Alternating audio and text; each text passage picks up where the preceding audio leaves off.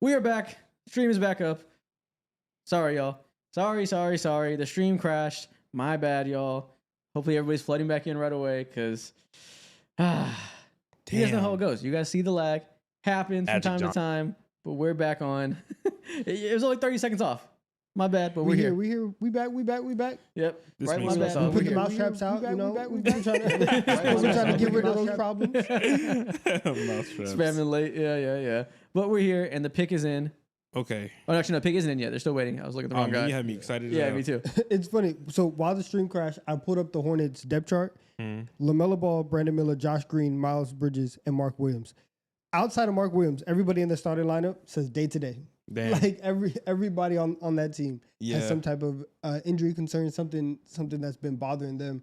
But you were saying before that you think that Kon Knueppel should be the pick here. Yeah, I was. Absolutely. I think he brings a certain level of stability and he offers a different level of variety to their offense. He plays at a different pace. He's not a high flying athlete or whatever, but there are a lot of underrated things in his game when it comes to not breaking down a defense, but just doing super simple stuff that this team needs. They need to hit down the bases because there's pretty much nothing that they do right as a team as we speak right now. Can't do shit right. So at least the least thing you could do is be able to shoot, and he provides that bare minimum. Yeah. Kon Knueppel is that type of player that, like, if you can shoot this well at this age, you can probably fit on literally any team. Modern NBA, you can never have enough shooting. And a team like the Charlotte Hornets, they need all the floor they can get, all the baseline talent. I feel like, especially after last year where they picked Tre Johnson, which is a big ceiling play, they need to go for the ultimate floor play. Pick the guy that is guaranteed to be good. No risk whatsoever. Pick the surest bet you could find. It should be if they let Kon Knueppel get to Utah, oh man. You want to talk about glove in hand fit. That's what I'm saying. He's going crazy. If it's not Kon, then I could imagine a world where they select Maluach too, because obviously they just tried to trade away Mark Williams just a couple months ago during the trade deadline.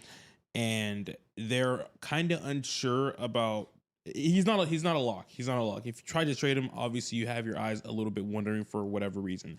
And I think Maluach could be a finalized version, potentially even better than what Mark Williams has been over the course of his career for the Hornets. And when I say better, I think he potentially has a shot to be a stretch five, only because of the free throw shooting number indicators for me personally. Yeah. He definitely has a shot to be a shooter. And even if he's not, maybe he won't be quite the explosive rim finisher that Mark Williams is. He's a little more fluid of an athlete. But I think from what we've seen of Mark Williams, there's not quite as much hope as there once was that he'd be an elite defender. It's not over, but he has a lot of room to go there. And I think at the bare minimum, Khaman will be a very good drop big. He'll be a competent defender there that I don't think he has the same motor concerns. I don't think he has the same pick and roll technique acumen concerns that Mark Williams has. Trying to say it nicely. Yeah. So even if you have Mark Williams and you want to keep him there, I think it would be okay to get a guy who you think will be a better defensive big and maybe use them as like a complementary duo.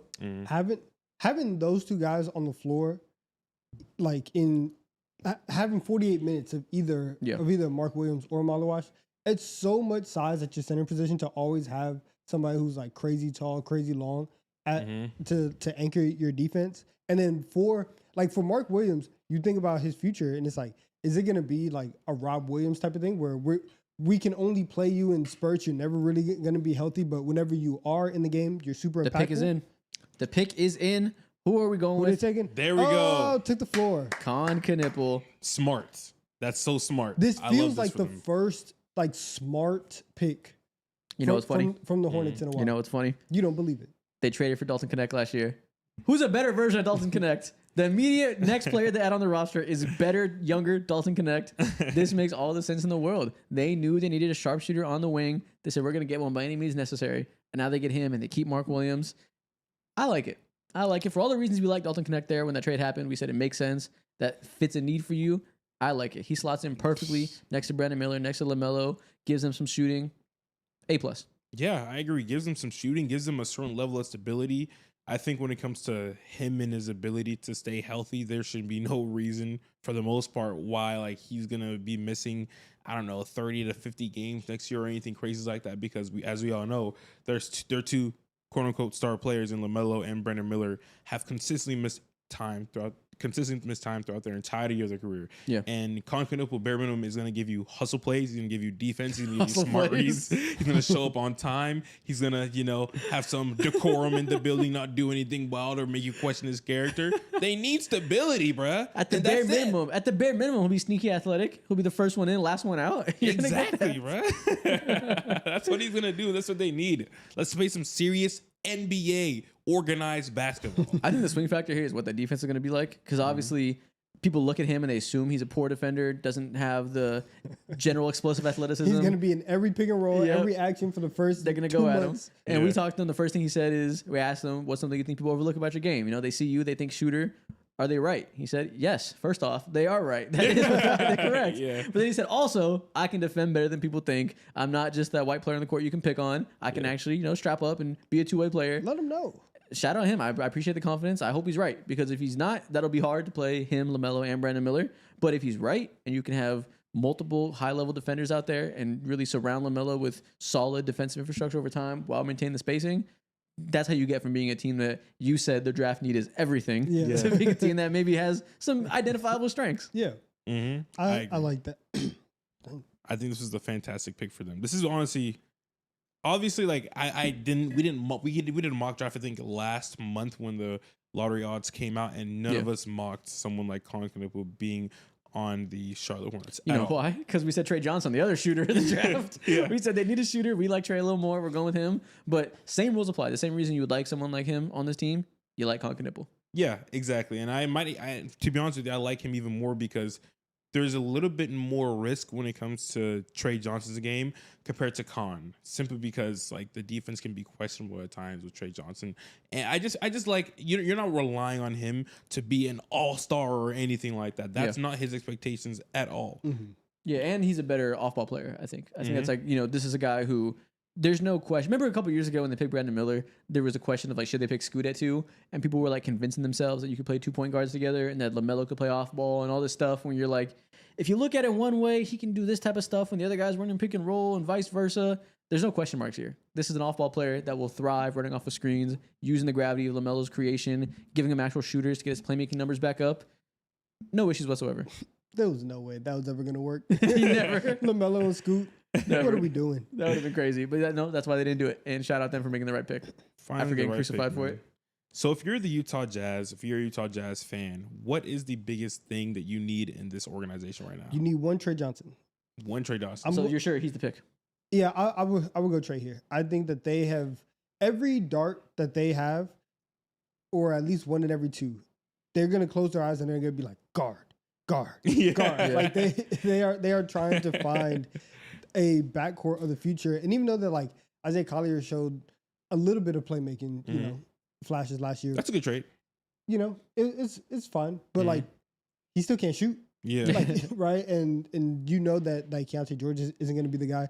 If you can find somebody in that, if you can find somebody in your backcourt who can actually shoot, who can actually get hot and go on these streaks to play alongside Collier, maybe you actually decide to play Larry Markkinen this year, as opposed to the on and off nature that you were having him play last night or last year, and you still have Lowry and Walker Kessler and all these guys. Like maybe you could do something, and by do something I mean win like 2 more games than you did last year, but it might look better than what it did last year. There's been a lot of rumors about Walker Kessler trades. Obviously, as always, he's always dangled in trade talks. Is he the new Miles Turner? Yeah, Danny Ainge is constantly trying to scam somebody off of Walker Kessler's tantalizing rim protection.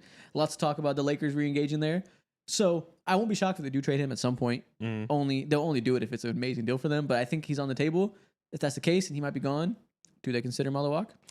I think that's okay to consider. But me personally, I still hate it. For them. They need to look for a guy who has one of the best traits in the NBA that is very hard to find. And I think you can find someone like a Maluach or a Walker Kessler in every other draft or in a free agency for the low. But for someone like Tre Johnson, I think there's certain skills within him that's a little bit more rare.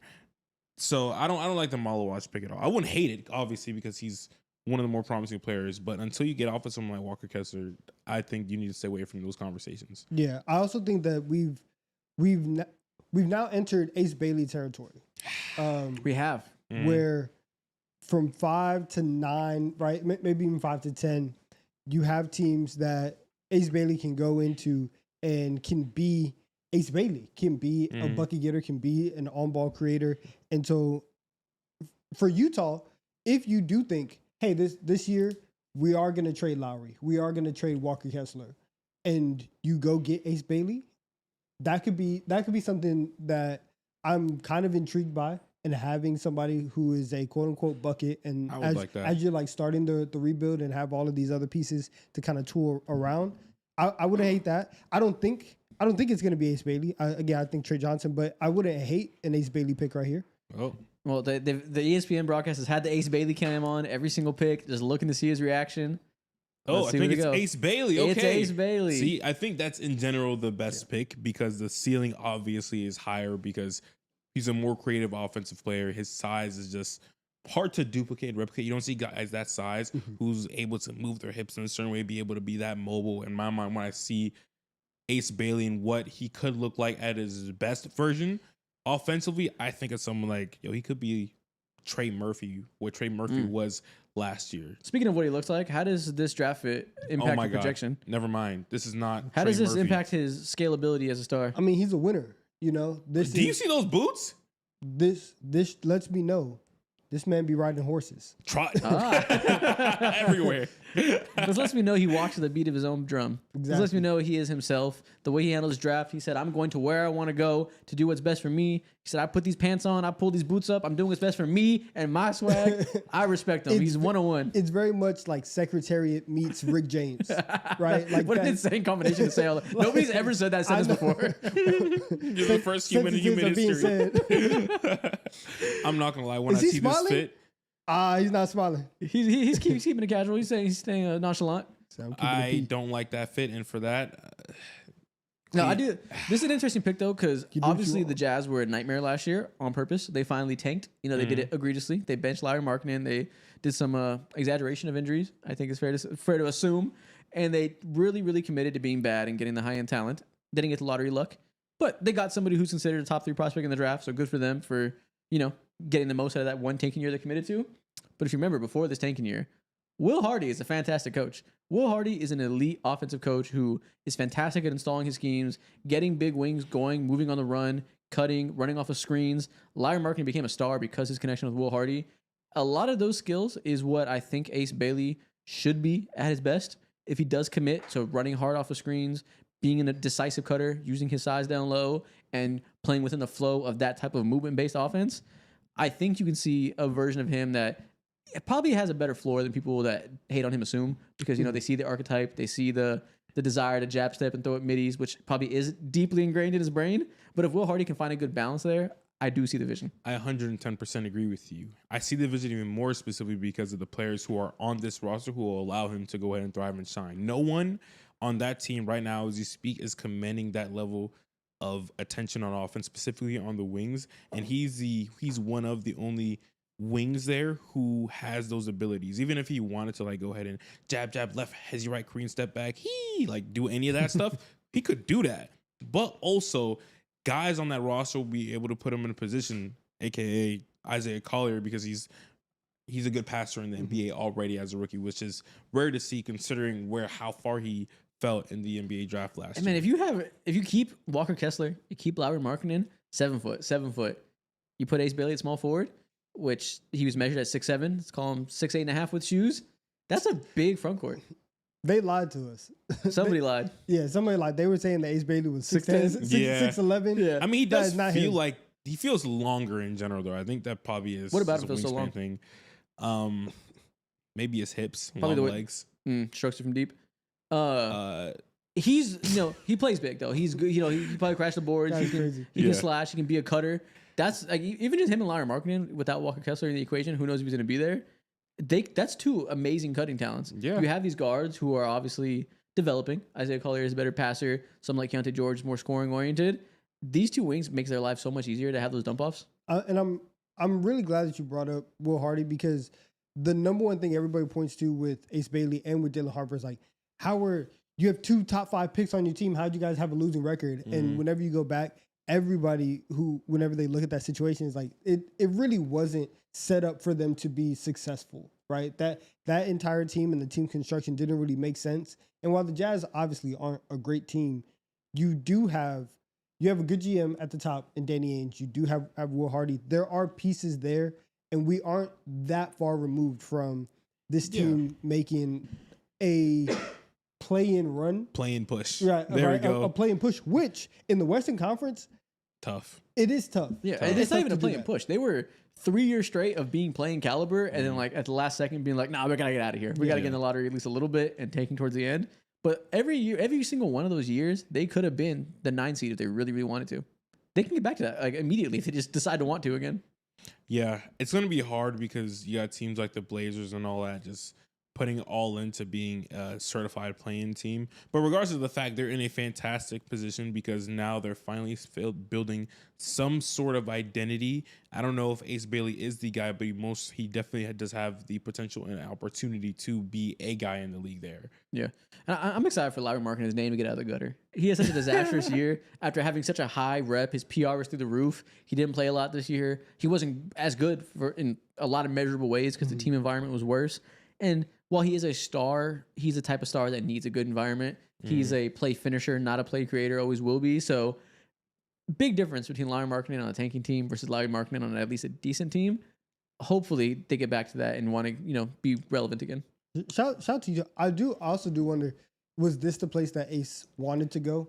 Because obviously he was doing all the stuff pre-draft and not showing up to meetings and telling people one thing. So it felt like he was posturing to try to get to a team. I doubt that Utah is like the spot that a lot of like 18-year-olds are like, yeah, like I want to go hang out over there. But I do. I just wonder how he feels about it. Utah. It probably makes sense because it is just straight up. He has the most opportunity there compared to every other team. When it comes to like name, identity, recognizability, and also like how much responsibility can be on your shoulders if you are that nice. Utah is clear cut the only answer. What about this? Kon Knueppel after his rookie season show. You already know. Within before December, we're getting a picture of Kon Knueppel where he's gonna look like Kirk Cousins, where they put the chains on it. Yeah. Is it Kon Knueppel going like this? Yeah. That'd be great because he's coming into the league as like the whitest of the white boys. He is like lunch pail guy. Yeah, professional. He is professional. He is white. So like, interesting to see how that changes over time. Excited to see how it changes over time. I want to see what the LaMelo Ball influence looks like. Oh my God, his vets, man. LaMelo Ball's his vet. LaMelo Ball is your vet. I'm not gonna lie. I'm not gonna lie. Gibson comeback. Oh man, Kon Knueppel might be LaMelo's vet. Nah, that's tough, man. He's gonna have the most hellacious rookie duties, bro. What are they gonna be? I don't know, man. I don't know, and I hope they're not that bad. Good God. Washington's on the clock. The pick is in. Who are we thinking for them? Maluach. Nah, I would love to see him and Sar. I'm just obsessed with like dynamic big duos. Yeah. And Maluach is my favorite prospect in this draft, just because I'm a sucker for bigs with skill. And if that gigantic frame could shoot threes, I am in. Sar, if that gigantic frame could shoot threes, that's a star. Let's go. What if it's Derek Queen or something? Adam, who are we going with? Derek Queen would be crazy. Oh, Maluach, I think. Is that what he said? I can't read his lips. Oh, no, Tre Johnson. Okay. They just traded Jordan Poole. They freed up some guard rotation minutes. Hey, show the shorts. Show the shorts. Show the shorts. Show the fit. Relax. Goddamn. Okay. They freed up a need for guard off the dribble shooting. He steps into that perfectly. I think he's more of a shooting guard, obviously, than Jordan Poole, who leans point guard, combo guard. Tre Johnson is a true two guard. You have Bub Carrington, who is your point guard. I think they probably want to continue to empower him to make playmaking leaps. I like this combination. He has when you're talking about who are your vets, hey man, you can't have better vets in the building compared to Washington. You got Chris Middleton, you got Malcolm Brogdon, and then of course CJ McCollum just got traded there just yesterday or 2 days ago or whatever it is at this point. So I like this fit. It's damn near picture perfect what they need. Obviously, Alex Sar isn't where you want him to be offensively, and every other guy. I think when it comes to their young guards, he probably is the most polished offensively already. Oh yeah, stepping into the game. Definitely, especially as a shooter, which gives him the floor. Because shout out Bub Carrington. Shout out Keyshawn George. I think those guys are going to be good players. This is their best shooter on the roster. Like immediately. Oh, never mind. Corey Kispert. Respect. Yo, shout out. Forget. Dude, he's just chilling there. Yeah, shout out Malcolm Brogdon. But yeah, like this is a nice fit. And like he can learn defensively from Marcus Smart. Can learn offensively from Malcolm Brogdon. Marcus Smart, man. Oh my God. They got so many good vets there. You know what? If you thought about like his ceiling play and you talk about his comps, one of them could be like taller CJ McCollum. CJ McCollum was on the roster. And listen, man. See a bag, teach a bag. Yeah. You know? Yeah. You gotta pass it on. And I'm very much okay with it. If you think this is also good just because it doesn't put or it takes some pressure off of Sarr and Sarr's offensive development to be a super, super skilled offensive big. We know that like his strength is on the defensive end. Obviously, you want to see him expand his game out. You want to see him be a 3-point shooter. But I don't know if he was ever going to be that guy where it's like give the ball to Sarr. Let's see him work. Yeah. He can really now be defensive anchor. We're gonna let you work in transition. You can be a spacing big if you can, learn how to shoot. And now all the other guards can be the scorers on the team. I like that for Sarr's development. And honestly, I really like the potential, like how well Sarr and Tre Johnson mesh on the court to offense. If you consider all of their weaknesses, of course, something about Alex Sarr, one of his underlying skill sets is his ability to make certain passes that most bigs at his size cannot make. And his ability, of course, just like push the pace. Well, not push the pace necessarily, but handle the ball in transition is amazing. And Tre Johnson, when it comes to his game, and something that a lot of people knock him on, is his ability to not get into the paint. He is very perimeter oriented when it comes to his scoring. He likes to get his bag off. So honestly, like the pressure is so relieving on both ends. I like this. Perfect. It's perfect to me. Yeah, interior player, exterior player. It makes total sense. And yeah, you didn't want to use the phrase push the pace for Sarr. I will. He can push the pace. He's fast. Yeah. He's a grab and go guy. That's my favorite part of his game. The way he moves has already showed itself impact there. Obviously, it's got to show itself impacting in some other ways. Offensively as a scorer. But yeah, this is a natural fit. I'm interested how they're going to deploy all their players because they have all these veterans, all these young guys. I'm thinking they start Bub Carrington and CJ McCollum as their backcourt. Mm-hmm. Probably Chris Middleton as like a starter that plays 20 minutes a night. Keyshawn George to round it out. I think he was playing power forward last year. That means you have Tre Johnson and Marcus Smart and Malcolm Brogdon off the bench. Actually, they'll probably done Malcolm Brogdon at some point, but probably Marcus Smart and Tre Johnson off the bench. That's a cool duo. Like you have waves of different types of players that can all be very competent, very impactful. I don't know if they're trying to be good next year. Kind of feels like it with these veteran additions, but that's a sneaky, decent team. Washington Wizards, welcome to the play-in. Yeah, like low-key, that's a sneaky, decent team. Yeah, they could get to the 10 seed. Yeah, so assuming decent health from these veterans, that's not bad. Yeah, if we're having playing conversations with them, I mean, the East is really, really bad, so it's very possible. But I'm gonna need some type of lead from someone like Alex Sarr offensively. I need some type of but like room. The East is so bad. It's so bad. They can definitely get to the 10 seed. Right now, the 10 seed, Miami at 37 and 45. Okay. Chicago in the 9 seed. Hey, the bar is in the fucking gutter. Okay. Toronto. Honestly, when I'm looking at this draft so far, I feel like damn, we're in the gutter. I feel like so far every single team has made the right pick. There's no dummies yet so far, and usually there is a dummy. When did the dummies start last year? Number 6. We're in that range. Yes. We're there. We're reaching potential dummy territory. Exactly. And we are on dummy watch currently. And New Orleans Pelicans, they have new ownership. I think Joe Dumars is their new GM. They don't have new ownership. They have new GM, but they do have one of the worst ownerships in the league. So exactly. We're on dummy watch. So we're on dummy watch, and my crayon is sensing tingling right now because right now they can go so many different ways. They recently, of course, just made somewhat of an important trade for Jordan Poole and solidified their 2-guard spot. Obviously, DeJounte Murray, I think he tore his ACL or Achilles. One of the two. God damn. The bad one. Tough. And they have a lot of question marks on their roster. Of course, you don't know what's going to happen with Zion. Well, we got some news if you want to talk about that real quick. Oh, let's talk about it. Please. Developing from a Bulls beat reporter. I think I've seen this guy before, Joe Cowley. The Bulls are looking to trade Lonzo Ball or Kobe White before they make the number 12 pick tonight. Lonzo Ball can be traded so fast. Kobe White they could both be traded so fast. Kobe White is a great player. So this probably means they're looking at guards. Damn. Do you think Jeremiah Fierce is going to fall there? It's a bit far for him. I think he'd probably get taken beforehand, but they're looking at guards, I'm assuming, because of this. Why would they want to trade someone like Kobe White? That doesn't make any sense. They're going to pay Josh Giddey. Yeah. Maybe they're like another guard in the draft. It's duplicative. You can only pay so many guys on your 9 seed. That makes too much sense. He's valuable. You're right. We got to think about the most backward brain thinking ever. Well, the backward brain thing, if we're putting ourselves in the shoes of Chicago Bulls, is Josh Giddey's a superstar. Give him all the touches. When you get rid of the other guys that are good, he's the future. Hey, man. No, listen, you have Giddey, who they clearly believe in. Modest Buzelis is to continue to develop and be a star, hopefully, for them. We think he has that potential. I could imagine a world where they say Kobe White is somebody that has value now and needs on-ball reps. They want to give reps to other guys over time. Also sell high. Yeah, sell high on him. Like, it wouldn't be the worst thing in the world to sell high on Kobe White. Where's New Orleans going? But the New Orleans pick is in. Let's monitor that. We'll see where that goes.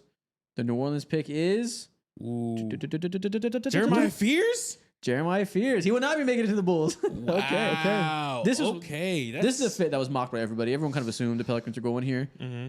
Interesting. So they add Jordan Poole. They add Jeremiah Fears. They have DeJounte Murray, who will come back, I'm assuming, latter half of the year, coming off that Achilles. Lots of guards. They have lots of wings. Herb Jones, Trey Murphy. Actually, no, they don't have lots of wings anymore. They got rid of lots of wings. So they have those two. They have Zion. They have a big and Missy. Do you like this fit? Do you feel like there's touches for him? I don't know if I really love this fit. Really? What? The bag work is Hell crazy. Yeah, there's touches for him. Why? Hell yeah, there's touches for him. Why? I didn't know a lot of players who are good ball handlers. No, DeJounte, Poole, Trey Murphy, Zion. Well, the DeJounte, I'm not expecting a lot from him just because he is coming back from that injury, and even if he comes back in the second half of the year, it's tough to come back from an Achilles and be, really what you are. So I'm okay there, but Herb Jones is not like, he's a lockdown defender. That's what I'm saying. Yeah. He's not that. Game is super simple. Trey Murphy may or may not be there by the end of the year. Like if people do start to get pretty aggressive, and New Orleans wants to go in a new direction, Trey Murphy could be moved. Jordan Poole, obviously, I think is going to be. They just traded for him. He's going to be there. But this team, like I said earlier, they always have somebody who is hurt and who is out. And so Good points. And so I do think that there's going to be an 8-week stretch where you're going to see Jeremiah Fears basketball, and you're going to be able to get a really good look at what he can do with the ball in his hands as an on-ball creator. So I don't hate it. I do think that there's going to be opportunity for him here. Remember when we were talking to him and I wanted to ask him the question about his handle, and I was like, people refer to you as the best handle in this draft class. He was like, yeah, they do. Yeah, true. Facts. He said, keep glazing me. Yeah. He said, tell me more. Yeah, type shit. I was like, all right, man.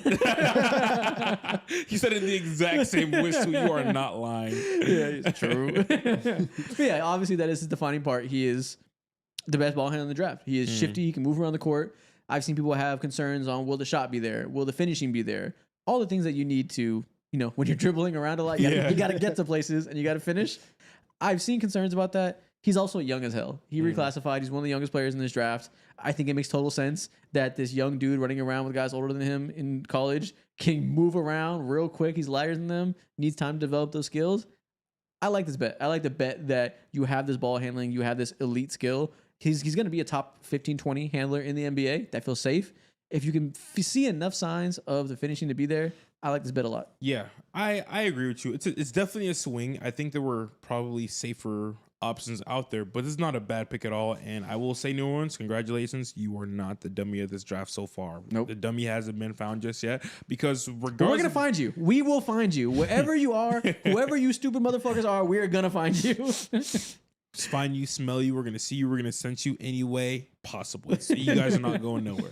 But going back to the Pelicans, I think it's a good fit because when it comes to crying on the feed. Yeah, that's cute.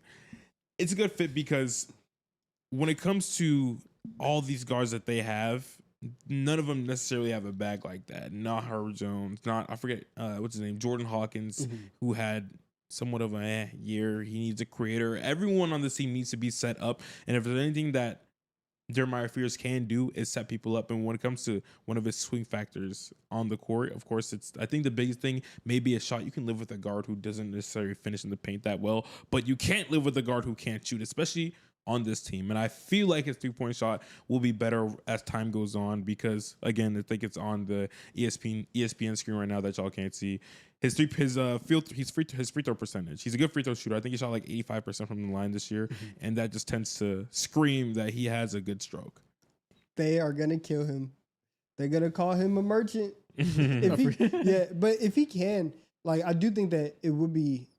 It's interesting because with him and with Zion out on the floor, you can get to the paint, and you can get to the paint, and you can get to the rim, and even if he's not finishing as well as you'd like, having Jordan Poole out there, having Trey Murphy, there is a world where he can get to the paint and drive and kick and create for everybody else. So that plus Cam Thomas missed 57 games last year.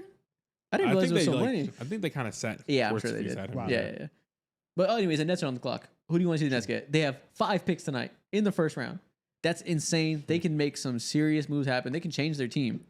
Actually, no, 4 picks tonight, 1 tomorrow. They can change their team with this draft class if they pick all these guys and land a couple of them. Who do you want to see that first player be? I'm gonna keep saying it until he gets drafted. Take Maluach, and you're gonna Nick Claxton is, I think, Laker. Yeah. No, not Laker. Not Laker. But you fell for the bait. I played into the bait. I'm not even baiting. That's like reasonably likely. No, I know, but you can move on from Nick Claxton and still get the chat. Dude, what they say? Nothing. Keep going. But yeah, you can move on from Nick Claxton and still get a really, really good big. You also have 5 first-round picks here, so getting somebody like Maluach, and then being able to take a couple more swings in the later half of the draft or package them to go get somebody else, maybe a more established guard or a more established wing. I wouldn't hate that, but I do think that replacing and being preemptive on your move on from Nick Claxton would be a good move here. Yeah, if they're 100% sold that, we're selling off of Nick Claxton no matter what, then I can understand it, and that's a good move. But if they're not, to be honest with you, they're one of the very few teams right now who has the ability. I hate when teams purposely make errors, but if there's a team who can afford some level of risk because they don't have much going on, if they miss on a draft pick, big whoop. Guess what? They have 3-4 more after this, or 3 more after this, or whatever it is. Noah Senga is a guy who interests me. Of course, he's one of those. He is the, I would say, what's that dude? T. John Salon of the draft, damn near for me. I think he's better than T. John Salon day one because defensively he already naturally projects, and naturally he has certain skills that are just they contribute to winning basketball. They're on Twitter right now clowning Ace Bailey. Apparently, we were not listening with the sound on. Apparently, he did not look enthusiastic, did not look happy to be there. And there's a report from 2 days ago that he declined to work out with the Jazz. Yeah. And they picked him anyways. Yeah. I said earlier in the stream that the Utah Jazz and also the Charlotte Hornets are one of the teams where he's nah, don't draft me. That's why I was aiming towards, I don't know, maybe what the Wizards will want him or the Brooklyn Nets. But hey, the pick is in for the Brooklyn Nets right now. The Brooklyn Nets select. Demin. Oh. We got the first reach of the draft. Yeah, okay. You know what? Yeah, shout out to you. Don't hate it. I don't like it. I would not have picked him this high. But if you're going to pick him high, I want it to be a team that has 4 more bites at the apple. Exactly. That's exactly what I was saying. That's exactly what you just said. If you know, hey, I'm going to be picking in 5 more spots. Yeah. Let me just go ahead and secure this one right here. I'm cool with that. Yeah. I see him and I see all the breakdowns of people that I trust. And I hear all the good, the bad. I just feel like I'm looking at the Josh Giddey script all over again, which can be a valuable player. Shout out. He has a place in this league. He'll get $30 million a year, I suppose. It doesn't excite me. I guess I do see if you're going to sell yourself on this big playmaker that can be a playmaker, the scoring is secondary, on a team that has Cam Thomas, Cam Johnson, and Nick Claxton, I can see the vision. They have a lob threat. They have an elite shooter. They have a bucket getter who doesn't want to look at anything but the bucket. Yeah. The fit makes sense. They need a point guard. Yeah. End of the day, he has to be a good player still, and there's obviously big question marks on if the ceiling can be reached because the floor is very low, I think. But if he had to go somewhere, I think this is a good fit roster-wise. Yeah. When you're in the lottery, and specifically when you're a lottery team like the Brooklyn Nets who have no real players to build off of this fresh rebuild that they've been in twice now over the last 5 years, which is absolutely insane to think about. You have the ability to take a risk. You have the ability to just throw shit at the wall and hope something sticks. when you're in the lottery at this point in time, specifically when you have so many other picks afterwards. And you can get the solid, reliable guys, who knows, maybe a Colin Murray-Boyles or someone like that, Thomas Sorber, ends up falling, and that could be like the guy who you really have some level of expectation with to stick in the league. But for Egor Demin, he's someone who, if he bangs, he fucking bangs, bro. But if he stinks, goddamn, he reeks, bro. So at the end of the day, it's one of those picks where I just can't blame him, and I think it's a smart utilization of this pick for them. Yeah. I'm not. When we do our grades tomorrow, when we record our episode for this week, I'm not gonna give it an A. But I'm not going to give it an F. I think certain teams that had picked him in the top 10, I would have been like, F, don't like it. They have enough going for them where, like you said, the ceiling play could make sense if it hits. That solid pick. I get it. It's not the worst. Yeah, and to your Josh Giddey comparison, I also think like a big part of the Josh Giddey problem is tricking yourself into thinking that this is like how you're going to build your offense around this player. Mm-hmm. If you're not going to do that and you're going to put pieces around that player that actually complement his skill set, or you're just gonna say, I only need you to be a playmaker, I only need you to do these certain things, then it makes sense. But trying to convince yourself like this is gonna be your franchise player if he hasn't shown you that he's taken massive leaps in certain skills, that's the issue. Now, we do not have a gambling sponsor. If we did, I would tell you to run and bet on Khaman Maluach to be a Toronto Raptor right here at number 9. I wonder why you say that. Please examine that. Please, let me know. There's a few patterns we can point to on why he'd be a good fit with this team and this organization. Name them right now. Chief among them, their center is Jakob Poeltl, who's getting old, should be traded. He is above the age of 30, should be gone. And they, like early in the year when they started tanking, before we knew where they would fall on the roster, before we knew who would be the top end picks in this draft for sure, I said, whoever's there. I'll say it for you. Messiah Jury, C African, you are African, one African. You are a Toronto Raptor. Congratulations, Maluach. It makes the most sense of the goddamn world. Too many words. It's a picture perfect fit. Yes, you're right. You spit hella bars when it comes to talking about Jakob Poeltl. But besides that, you long, you my skin complexion, you from somewhere over there. Welcome to the team, buddy. I was going to say the Raptors need to get the best center in the draft regardless of who it is. But I suppose that helps too. Both people can be correct. If it's an African center, all the better. But no, it's a great fit. If he can shoot, if the shot comes around, him and Scotty Barnes would be a perfect fit. You get the slasher, you get the wing defender who can make his life easier as a rim protector, as a guy who wants all the space in the world. Ingram, mid-range guy, but if you give him space, maybe that'll encourage him to get slashing like he was early in his career. They need the lockdown defender down low. I'd be shocked if it's not him. Yeah, I agree. People in the chat or at least one person in the chat said Derek Queen. If this was to happen to, I wouldn't absolutely hate it, but I definitely wouldn't be in love with it because I think you lower the ceiling of your team a lot by picking someone like Derek Queen. Not to say that he's a bad player, but specifically on this team, I think Maluach is more the clear pick because of the guys behind him. Yeah, you have a lot of guys, especially with like the BI and Scotty Barnes fit. It's going to be good, right? It'll be okay. But Scotty Barnes, you're still trying to figure out the perfect role for him. RJ Barrett, you need to figure out if his leaps and his growth is like real, and if it's sustainable. You still have no idea. Okay, he's getting traded. He's gone. You still have no idea what Emmanuel Quickley is for you in terms of like your lead guard. You need somebody that you can point to and say, this is your role. You fit in that role, and it is like a round hole and a round peg. Yeah. As opposed to trying to squint and turn your eye and make somebody fit into some other role. You need somebody solid and very simple and to the point. And for them, that's what Maluach should be. I think a lot of the areas of the court that Derek Queen wants to occupy are the same areas that Scotty Barnes wants to occupy. I think that would be just them looking at each other, trying to take turns going to the elbows.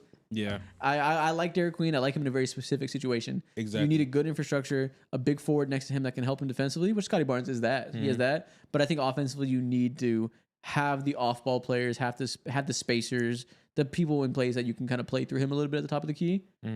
Scotty Barnes can, and it's not impossible, but it doesn't feel the safest. I agree. Like there is a tad bit of redundancy when it comes to Derek Queen and all the other important players on the roster. This roster, of course, they want offense, they want juice, they need some type of punch, but the punch that they need is not from the front court whatsoever. It's more so the back court, and you really want to see the best version of Brandon Ingram and Scotty Barnes specifically. If it's not going to be a big man, do you like them picking Jace or Jakic or anybody else? Jace would make sense, but I think Jace is way entirely too early, and if that's the case, you need to trade back. There's a smaller Grady Dick. Kind of already got him. Yeah, exactly. Yeah, they already have their shooter running off the screens like that. I wouldn't hate Jakic. I mean, depending how you feel about Manuel quickly, if you feel like Jakic can be a long-term point guard, I know there's a lot of debate around him too. I wouldn't hate that if that was a pick. It wouldn't be a bad pick at all. They're gonna pick. I mean, it is kind of ridiculous. Yeah. That you gave Emmanuel Quickly $175 million, and you're like, what is he? Like, if that is what you are doing, that's actually stupid. That you would invest that much and even trade that much and still have no idea. I will say what he is. We profiled Masai Ujiri and said Maluach has some things you like. You know who else has some things he likes? Colin Murray-Boyles. He likes guys that are big, athletic, play defense, and can't shoot. Feels like a Masai Ujiri pick. I would hate that so much because, of course, I don't think Colin Murray-Boyles is a bad player, but for this team, I don't think he would be the greatest fit at all. Okay, anxiety's out the window. Adam Silver just took them long steps to the podium, and he's going to say the pick right now. Who does Canada get to root for from now on? I'm so bad at reading lips. We have to wait till his text pop up. I can never tell what he's saying. Oh my god, Murray-Boyles. Wow. Oh my gosh. I actually am. Maybe surprised. I know Masai's game a little bit by accident. I actually am surprised because like you're right. Normally, Masai be running his own version of nepotism. We depending on you, man. Yeah. Damn it. And so this is a little bit of a deviation from that, but you need. It's a Masai play. He likes his guys. He's still in that phase where he's like, what if I get some people that could just play every position? Yes, exactly. That's that I could put at the 3, at the 4, at the 5. What if we just get guys? And this kind of fits that. Hey, I pray Maluach falls to the Spurs at 14 now. We're officially on the opportunity is there. I need that. I need to see him and Wemby play together.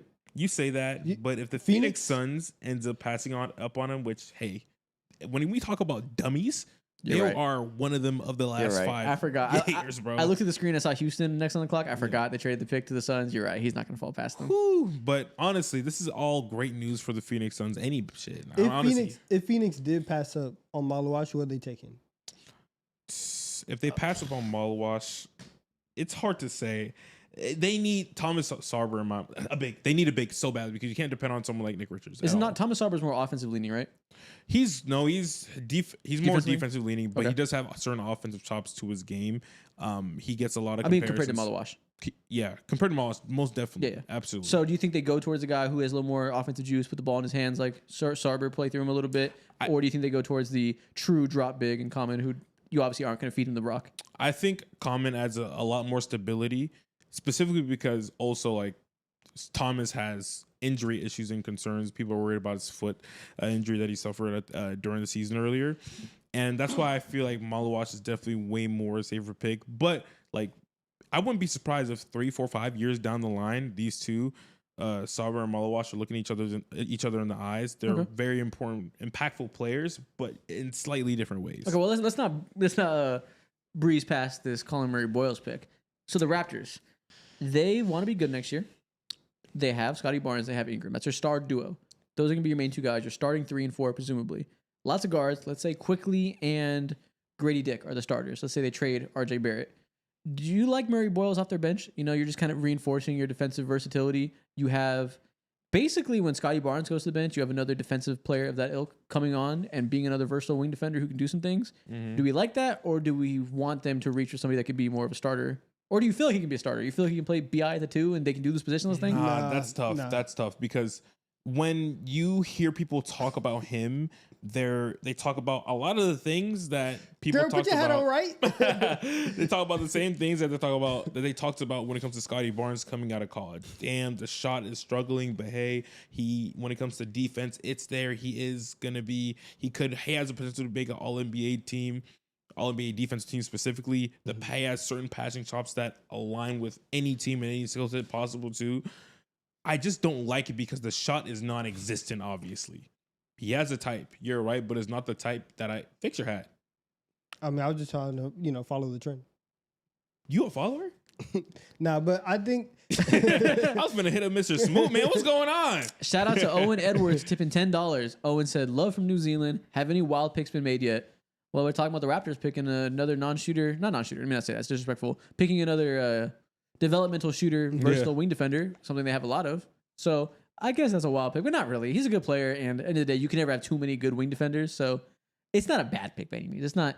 He's too good at basketball for this to be a bad pick. Yeah, I agree. It's not a bad pick at all. Like, he has a chance to project as a shooter. He's not dead in the water, obviously. Yeah, no. The form is not pretty, but like he shoots free throws at a 70% clip, which is not horrendous. I find it disappointing they didn't pick Maluach just because it felt like the perfect fit, everyone he wanted. Their fans swore they're going to get him if he was there. So it's surprising, but not every team has the same evaluations. Maybe they don't like him. Maybe they feel like he's just not quite as good, and maybe they feel like Jacopoto's going to be here for a while. They don't want to trade him. Like, there's plenty of reasons to go towards a wing defender like this. So B- pick. It's cool. And everything, or every year, the team wins the title, and then the rest of the league is like, okay, what did they do successful, Yes. and what can we take? And the superpower for OKC is that I can take out one defender, and I'm gonna bring in somebody on the bench who's just as good as them. So whenever somebody leaves the starting five, our second wave can replace them, can have very similar skills as them, and we can continue to play Toronto Raptor basketball, whatever franchise basketball. You can keep doing that. This allows them to do that going forward, especially if his defense translates over, 100%. No, we'll say Carter Bryant has kind of been the assumption among Suns fans of who they're getting here. Do we like that? Do we feel like that would be a good pick over the bigs available? Because obviously he's another guy who can profile as a 3-and-D big defender. If they had a regular team, I would say yeah. And obviously, like, you're not always drafting for like need, but Maluach is both like need and one of the best players available. So I think it overlaps fine. If this was like last year and Carter Bryant was in the draft, I would say, yeah, go get a Carter Bryant because he can actually help your team and you have a relatively normal, roster. Right now, it's Jalen Green, Devin Booker, Bradley Beal, Dylan Brooks. Like, you have very little actual centers and bigs that you either trust, like, or have developed. You might as well go get Maluach and start to build out your front court a little bit. I agree. I think they've been gifted with Maluach in their hands, bro. If someone like Carter Bryant would be selected by them, obviously he's a late name that's been surging in draft talks, especially since he fully committed to the NBA draft a couple weeks ago. I wouldn't hate it, but I would hate it for the sake of, bruh, you need a big so badly, and one of the more talented bigs, arguably the most talented big in this class, outside of Cooper Flag, obviously. Yeah, Donovan, they're saying your mic is quiet. Put it close to your mouth. Is there? Speak into it. And so that was the most stop whispering. I seen him hoot and holler way louder than that. You were whispering, y'all. You said the mics are all the same. He just likes to talk quiet. Don't blame me. He just talks quiet. My bad. They're saying Shams bomb. Are they lying to us? They're probably lying, but you can go ahead and double check that. If you're lying to us, guess what? Ban. And just like that too, if you watch our last episodes, I got my belt in the background. Oh, they're not lying? No lashes need to be sentenced? Nope. I wanted to lash some folks in this chat. Nope. They're not lying. We're gonna pull up Shams. I love me some belt to ass action. Okay, you need to relax. You need to love some Bible action. Resume. The Charlotte Hornets are trading center Mark Williams to the Phoenix Suns for the number 29 pick tonight and a 2029 first-round pick. Oh, damn. Well, this changes everything. They got 2 firsts for him. It's like, so the Lakers were giving up a deep first, like 2029, but I think it was 2031, and Connect, 29 picks, similar to Connect, and a 2029 All right, first. so they're getting Mark Williams Great and pick. the pick right here. Okay, and the Suns are this changes taking... everything. They took Maluach. Whoa. They got 2 young bigs in 2 minutes. Exactly what we thought Charlotte that we could build in Charlotte. The Suns are doing. This is different, and this kind of moves me a little bit. That once again you can have 2 enormous centers, enormous defensive forward centers on your team, and the fact that they had Nurkic on their team in the first half, and then you trade him, and then still have no hole or had nothing but a just hole defensively at your center position. This helps. Bro, they had to watch old Plumlee and Nurkic hold down their defensive line for like 50 games last year before they got Nick Richards. Shout out Nick Richards. You can be the third center on this team. That is a fine fit for you. This is how you rebuild a front court immediately. They just got the whole Hornets. They did. You're right, they did. So their whole flow. Maluach moves me. That is a profiles as eventually going to be a very good drop defender. If he can stretch up the floor and be a 5 that can space, fantastic. Mark Williams, opposite. He is a rim runner. He is a good rim finisher. Could have a good 2-man game with Devin Booker. We don't expect him to be an elite defender, but the world is there where he develops, and he can also be a good defender, and you have 48 minutes of shot blockers. Mark Williams' story is not written for sure. It's not looking great on the defensive end, but he's not cooked. I love this. Now, obviously, the health factor is a thing with Mark Williams. You get 2 first-round picks. That's kind of rich when you're the Suns. You don't have a lot of those to be thrown around. So, it's not a safe bet by any means, but the ceiling's there, and they need ceiling. Oh, man. I'm not 100% sure what the stipulations are of that pick, but in general. I just found out. The 2029 first round here, perfect timing, thank God, is the least favorable of Cleveland, Utah, and Minnesota, 1 through 5 protected. Okay. So it's least favorable Cleveland, Minnesota, Utah.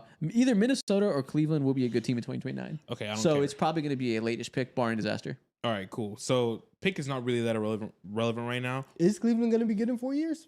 They have Evan Mobley, and I'm just not worrying. Well, about let's say them they're at all. not. Anthony Edwards will be there in 2029, so they should be a good team. Yeah. Oh, yeah. Okay. Yeah. I'm not worried about that whatsoever. I love this pick again for all the reasons that you guys said. They saw the bullshit of basketball play that they tried, Bobo, Nick Richards, goddamn Mason Blood, everything and anybody, bro. And now they have a solidified spot that they shouldn't have to worry about for, I don't know, the next 5 years. And between these two bigs, someone is bound to hit, someone is bound to bang, someone's bound to eat up all the minutes, and they just guaranteed 40 minutes of play of not amazing, but very good center play. Yeah, surely they have a starter here between these two bets. Surely one of them works and will be a long-term starter next to Devin Booker for the remainder of his prime.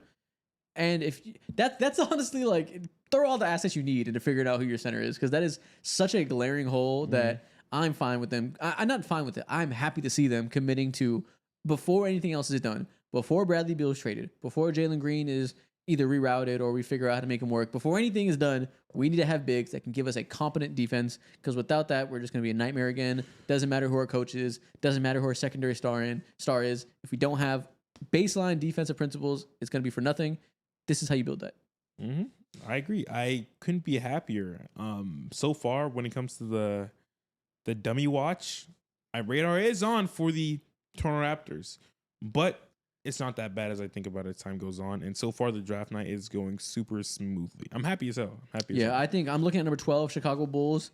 You're the biggest. Yeah. You're the biggest suspect for dummy watch tonight. If anybody's going to break the seal and open the doors to stupidity. And this is not forced either. We've seen you do some questionable things time and time again, or probably over the last. It's a little bit forced. Years. I would also like to see it. It will be funny, but you have a track record for a reason. You are a suspect for a reason. Also, I have to note, these draft hats are nice. They did. They cooked. The draft hats are nice this year. Thank God, after they screwed OKC over and gave them the worst finals hats, thank God they came right with the draft. That was terrible. You're right. These are hard. Mr. Rubin, you live to see another day. So with the Blazers, who are you guys looking for when it comes to when you see their team? Obviously, they just made a big trade when it comes to getting Anthony Simons out the door and bringing in Drew Holiday. What are the biggest needs for this team? They also a guard, really. Honestly, still a point guard. If Scoot is going to be their guy, and they're saying we can trust him and Drew Holiday, and we feel like Scoot showed us enough into last year that he's our starter at least, then that changes things. But I don't know the level of confidence they have in that building. I don't love the point guards remaining. So if they love Jokic and feel like he has starting point guard upside, I could see that. If not, there's a slew of forwards here that will fit good with any team, especially with a defensive identity like this. They could pick Carter Bryant. Oh, no, Carter. Yeah, they pick Carter Bryant. Yeah. They could pick Coward. They could pick a lot of people here. There's a lot of players of that ilk, and they're obviously going to be that defensive slanted team. I like that.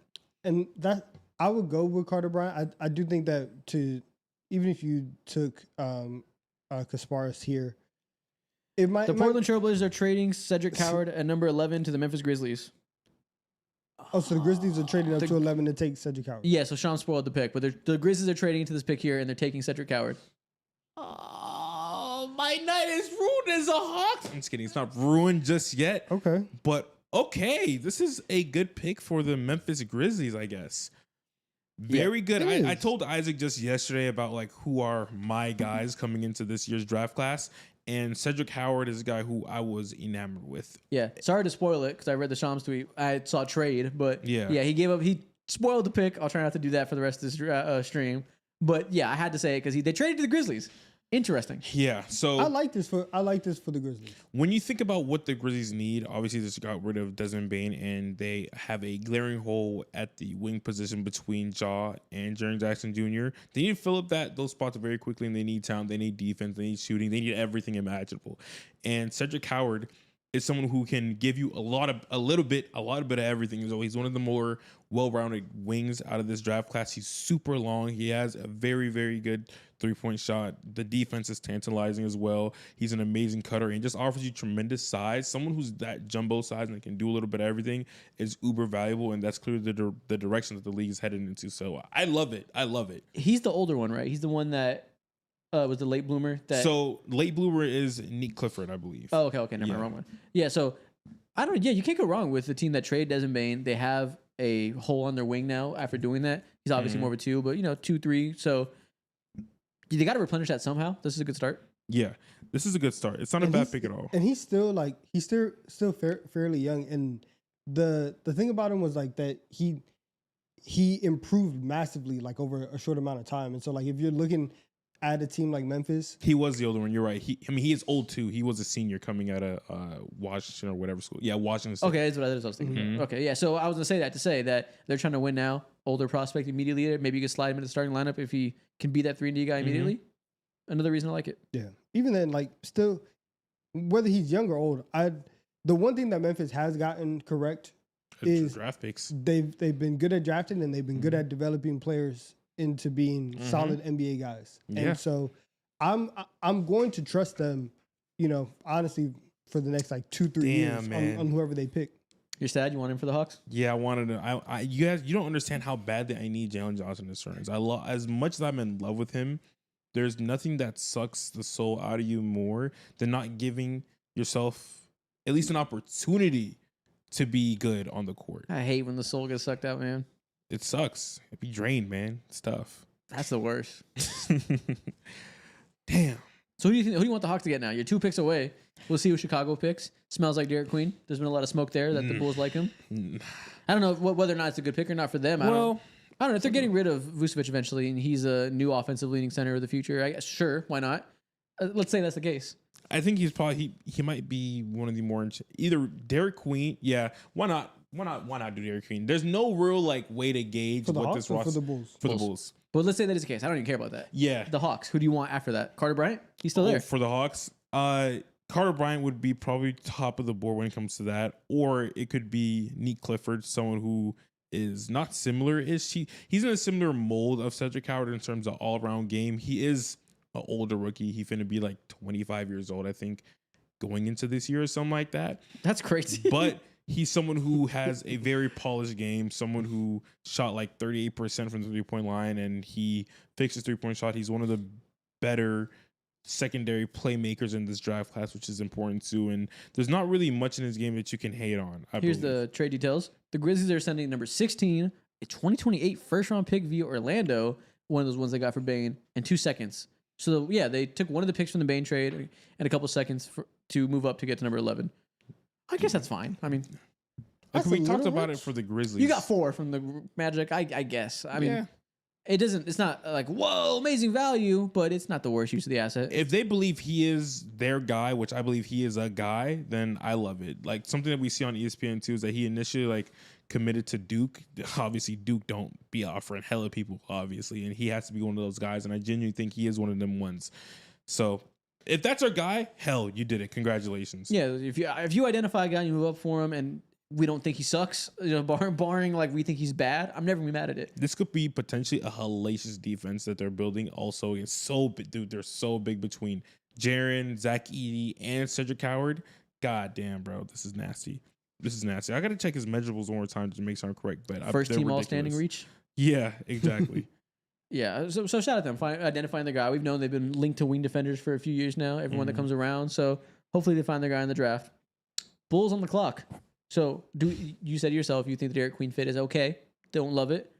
What would you rather see then if that's not the D1?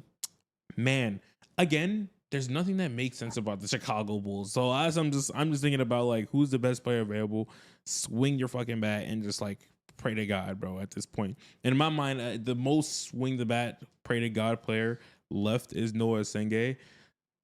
You clearly want to get over the Patrick Williams experience, and you're over that. Go ahead and bring in a guy who has similar potential or had similar potential to Patrick Williams, someone who projects as a really good defender, should be a really good defender day one, and has certain skills when it comes to his shooting, when it comes to his ability to attack the rim. He has the potential to do that at a very, very high level. I'll be right back. I gotta grab some things. You guys talk Bulls basketball for a second. God, you just told us to kill ourselves. What is wrong with you, man? Threw a massive grenade. Just cursed us, man. Damn, bro. Stream bombs. That's hilarious, bro. But yeah, when it comes to Chicago Bulls, there's really not much to stick to. Like, of course, when you talk about their direction and what they should be doing, boom.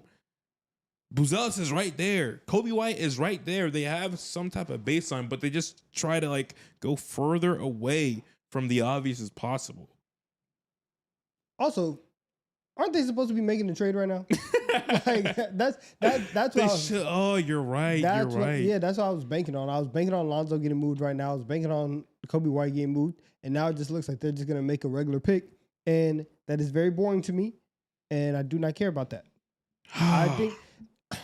It's just weird because you know that they probably should be in a more developmental stage, but they are always in a let's try to win now and make the playoffs. And so finding somebody to fit around Giddey and Kobe White and Buzelis, like that feels like where they would go, where last year Buzelis was kind of like the project for lack of a better term. Yeah, like he was definitely. Yeah, like you had a little bit more room to work with him being someone that you can develop. I'm not sure. Honestly, I think it's the easiest answer is probably just Dairy Queen. Like, why not? And get off of you plan to go ahead and get off of Nikola Vucevic already. Dairy Queen is right there. He is a polished offensive big. You have nothing to lose. There is no reason to say no to the best player, potentially the best player available in this draft class in Dairy Queen. You got to hang your head on something. And he is the biggest something here. Literally and figuratively. They told me, they're in the chat saying it's a Shams trade I missed. I believe them for a second. I ain't gonna lie, Isaac. I got bad news for you. Don't check Shams because you have been traded. You have been traded. In terms of details, you'll be finding out soon. There is a trade, though, that I didn't get traded. The Hawks pick got traded. Oh. The Hawks are trading number 13 in the draft to the New Orleans Pelicans for the number 23 pick, an unprotected 2026 pick, most favorable of New Orleans and Milwaukee. That's good. The Hawks traded back 10 picks for a 2026 first-round pick. I like that. And it's most favorable of New Orleans and Milwaukee. Milwaukee is not going to be particularly good, I don't think. New Orleans, you saw this year, we thought they'd be good. They bottomed out because everyone got hurt. That's not a bad asset, potentially. Wow. I honestly couldn't be happier right now. Really? Yeah. Like, the two biggest questions, some of the biggest question marks in the NBA being Milwaukee and New Orleans, and we had the most favorable pick out of them in next year's draft class. That's a good bet. In a year where I believe we have our own draft pick either. That's such a good save. That's such like a great way to reconcile the damage that was done by Landry Fields and the other guys that was a part of the DeJounte Murray era. He's literally like brick by brick, low key saving our franchise. And when it comes to pick 20, we just traded away pick 22, and like they did this possibly because damn, maybe Cedric Howard was their guy. Yeah. What the fuck is the point of this pick now? Let's not like force anything. Guys slip all the time. Maybe we can find someone of his mold. Let's trade back somewhere we had last year and we get pick 23. I honestly love this so much, and we are cooking. Look at you having competent leadership, leading your organization. This is a new thing since we started this show. Man. When's the last time he was excited about a roster move they made? I guess the DeJounte Murray trade to get Dyson Daniels in the door. Yeah. That was a good trade. But you like getting Dyson. Yeah. Other than that, there's been a lot of misery. Oh, Chicago. Are you guys going to be the dummies of the draft? Let's see. Who is Chicago picking? On the clock. Noah Senge. Okay. All right. Solid. Makes sense. Again, like you want to get off of Patrick Williams? Cool. Here's the new Patrick Williams experiment right here. There's no reason to be sad. I don't know if I want to see he's a better prospect than Patrick Williams, but when it comes to straight up potential and ceiling, it is genuinely higher. Well, yeah, we as a prospect, Patrick Williams was highly rated. He's not a prospect no more. We know who Patrick Williams is. I would hope. Well, not even that, because Patrick Williams wasn't even projected to be a top 4 pick. Sure, but like there was like a world in which like, oh, this could work. It's no longer that world. It didn't work. He shoots like 39% from the field. Does not do much of anything above average. World class ass. Damn. But it's like this is the part of the draft where you take risk on these raw athletic players that could be something that blows the draft spot out of the water in a few years. Maybe it doesn't work out. Who knows? But at the 12th pick, this is exactly where you should be taking swings like this. This is where the Nets should have taken. Yeah. Demin. Yeah. I can agree with you. When it comes to someone like Noah Senge, again, I think he's in a perfect spot for him to potentially thrive. I kind of like what they're cooking too. They back-to-back NBA drafts, like him, you got Modest, and then you got Josh Giddey just have a bunch of dudes who are doing things that he cannot do to save his life. I love it. Oh, so Josh Giddey is tall. That is something. He is the large man. Mm-hmm. So him at year 1, Modest at the 3, this guy at the 4, potentially, like that's length. You're building length and athleticism. Mm-hmm. And his role this year, I don't know if he's going to get playing time, but if he does, it's going to be so simple and straightforward, like catch and shoot threes, cut, get lobs, and play hellacious defense, and you're going to have a great NBA career. Shams us out here spoiling picks now. Oh my God. New Orleans pick is out there. Interesting one. Well, won't say anything. But yeah, the Bulls just need all the good players they can. They're the exact type of team that needs to take the highest swing. Mm-hmm. They don't need to pick the safe 3-and-D player. That will not do anything for them. Because they don't know what the fuck they can do right 3-and-D is valuable when you have the creation. And maybe they do feel that way about Modest, Kobe, and Josh Giddey. But that's not like a championship core that you can envision leading to the promised land in 4 years. No, but that's where they like to operate, though. Yeah, they don't like championship cores? No, they want IST cores. IST cores. Right, and playing cores. And I like it, though. The length aspect of it, I do like what they're cooking. This is the first time in a long time where it feels like the Bulls have some type of direction or some idea in terms of how do we want to build our roster moving forward, and let's start making picks that can get us there. This is it, like you said, in back-to-back drafts. You pick Modest, who's long and rangy and can do a lot of things. Same thing with the Senge. This is a good start for Chicago. Yo, are the Spurs going to get Carter Bryant at 14? Man. That would be really good for them. That's a steal. Fucking anybody would be good for them. They need big bodies that can shoot. That's exactly what they need. They have all these guards. They have Wemby. They could use another big, but they need forwards. Shout out Sohan. Very good defender, not the floor spacer. Shout out Harrison Barnes. Shot really well last year. Old as fuck. They don't have anybody to fit that next era of Harrison Barnes. Yeah. If they can get Carter Bryant, the shot develops and continues to, he shot pretty well last year. If that continues to be a defining part of his game, I would love that. And even if the shot kind of just stays like stagnant, you get him and De'Aaron Fox. You just get him running. Like he's a good cutter. He's good in transition. Like he can play. Obviously, he would play off ball with a lot of the talent that they're bringing in, but like he can do some stuff. What if OKC gets Carter Bryant? OKC has pick 15, I believe. They have the next 2 picks. After right now, the Pelicans are picking. I already know the pick. I'm gonna let you know it's not Carter Bryant. Yeah. The next 2 teams, Sacramento and OKC, one of those teams should probably get him. And that's just a good 3-and-D role player that makes you better when you're trying to win immediately. Yeah, man. The rich get richer. Hopefully. Knock on wood. This is tough. I'm like an OKC fan. Like I want the best for them now. Yeah. I want the best for all these young, exciting players. I really want to go to Sacramento. We're at the point in this NBA draft right now where what are they doing right now? It's like some type of commercial. Paying homage. The fuck? Okay. I mean, sorry, not the fuck. Shout out to the OGs, man. We wouldn't be here without you. Good save. Yeah, exactly. So my bad. Yeah, we're at the point where we're in the NBA draft now. It's like a civil rights leader. You're like, fuck you. Get off my screen. I'm trying to see the next pick. But yeah, we're at the point in the NBA draft where we don't really know which players are going to be picked at all. And all these teams are scattering and they're just like realigning all the goals that they had prior to the night starting. And so that's why we're seeing a whole lot of movement back, forth, up and down, people trading into next year's pick and all that, because everyone's like reshuffling plans. And now at this point in time, my brain is scrambled because I have no idea where teams like the New Orleans Pelicans want to pick now. Because if I'm the Pelicans, he knows the pick already, so he's excluded from this conversation. If I'm the Pelicans, it's like, okay, Zion, cool. Who'd they just pick just now? What's that guard's name again? Jeremiah Fears. In my mind, shit, I'd want to double up. Actually, no, I don't. I'm lying. I don't want to double up because I forget they just traded for Jordan Poole. So in my mind, if I am the New Orleans Pelicans, honestly, I'd look into Thomas Sorber. Give me Thomas Sorber. Yeah, give me Thomas Sorber. And what do you think what makes him a better fit than any other players in this range, like any other bigs? What makes Thomas Sorber the better fit for them? I like the playmaking chops and certain passes that he's able to make. Alongside Zion, you can get really creative with that offense. Do you like him defensively with Zion? I love him defensively next to Zion. You like that mobile 6'10" big defender? Exactly. That's what he should project as. Obviously, there's certain IQ things that, every young player, you're going to be a young player regardless of the facts. But I would love that fit alongside Zion, specifically because it's super hard to build a team around someone who is so one-dimensional offensively. And if there's a way around it, it's getting a big who can be creative when it comes to his playmaking. And Thomas is that. Donovan, who do you want them to pick? Who do you want to pair with Zion and Jordan Poole?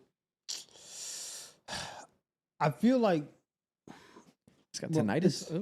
It sucks because I would have wanted them to go with a Carter Bryant with somebody who can Derek Queen. Okay, Derek Queen is the pick. Sham spoiled it a while ago. They're putting the mobile ball handling big next to Zion. The ball handling big. That's interesting. Obviously, you have the 4 and the 5 who can attack a lot of guys. If Derek Queen and that ball handling skills does translate, where do you hide? What if you're playing a team that has Jakob Poeltl? Where do you hide Jakob Poeltl? If he's too slow to guard Derek Queen, too slow to guard Zion, that is an interesting lineup combination. They're not going to start Derek Queen. I think he'll be a 6-man, which is interesting because you can start Missy, who is the more traditional, doesn't need the ball big. That is Derek true. Queen come in and run bench units, do some special stuff with Point Zion and Derek Queen together. Like I said, attacking all those bigs with their speed. At first, I was a little concerned. Now that I'm realizing he'll be the backup and they can have that versatility with him and Missy, who are opposite players of each other, I kind of like it. I like that idea, but I don't know. Especially because of the board. Who's left? You're right, but if they're trying, in my mind, I'm like, if they have the idea of someone like Trey Murphy not an untouchable, someone who might not be a part of their roster, I'd rather prefer to fill in that backfill already and get ahead of it. I don't like the idea of drafting someone and being like, you're going to be a great piece off the bench this early into the draft specifically. Well, now, look at the roster. They don't have really starting spots to give out anymore. You're right. They don't. They are loaded with talent everywhere. But I just don't like the idea of being like, you're coming off the bench. But hey, I mean, who knows?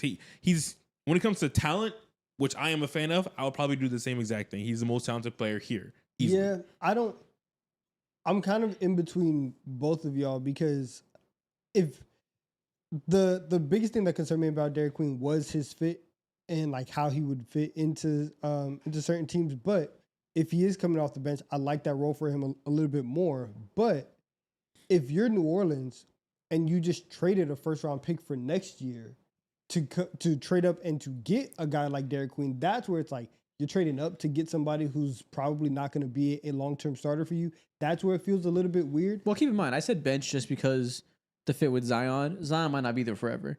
He could be better than Missy. That's in the cards. Missy's not an amazing player. So true. I threw that out there as year one. If this team stays together and they're trying to contend, you start the more defensive-oriented guy and hope he develops, and Derek Queen runs the offense on the bench. Doesn't have to be the long-term feature. He could be the better player that if he could become a star with the ball in his hands. If he does become what a lot of people hope for him to become offensively, that's so scary to deal with. He's so polar opposite when it comes to Zion because obviously he has more touch to his game. He likes to get those mid-range twos and those jumpers. That's so incredibly hard to guard. Yeah, that's so incredibly hard to guard. Yeah, I was when I say off the bench stuff, I'm really talking about the floor for as a rookie. But there's a much higher ceiling here with Derek Queen. Yeah, he's not. I think the things that concern me is just he's not the craziest athlete. He's not the best defender, and so.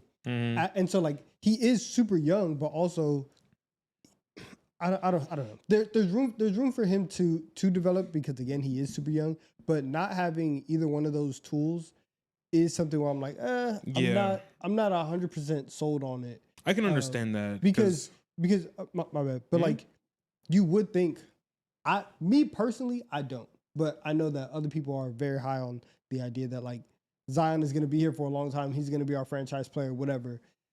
Zion's not a great defender, even if he does holistically overtake Missy.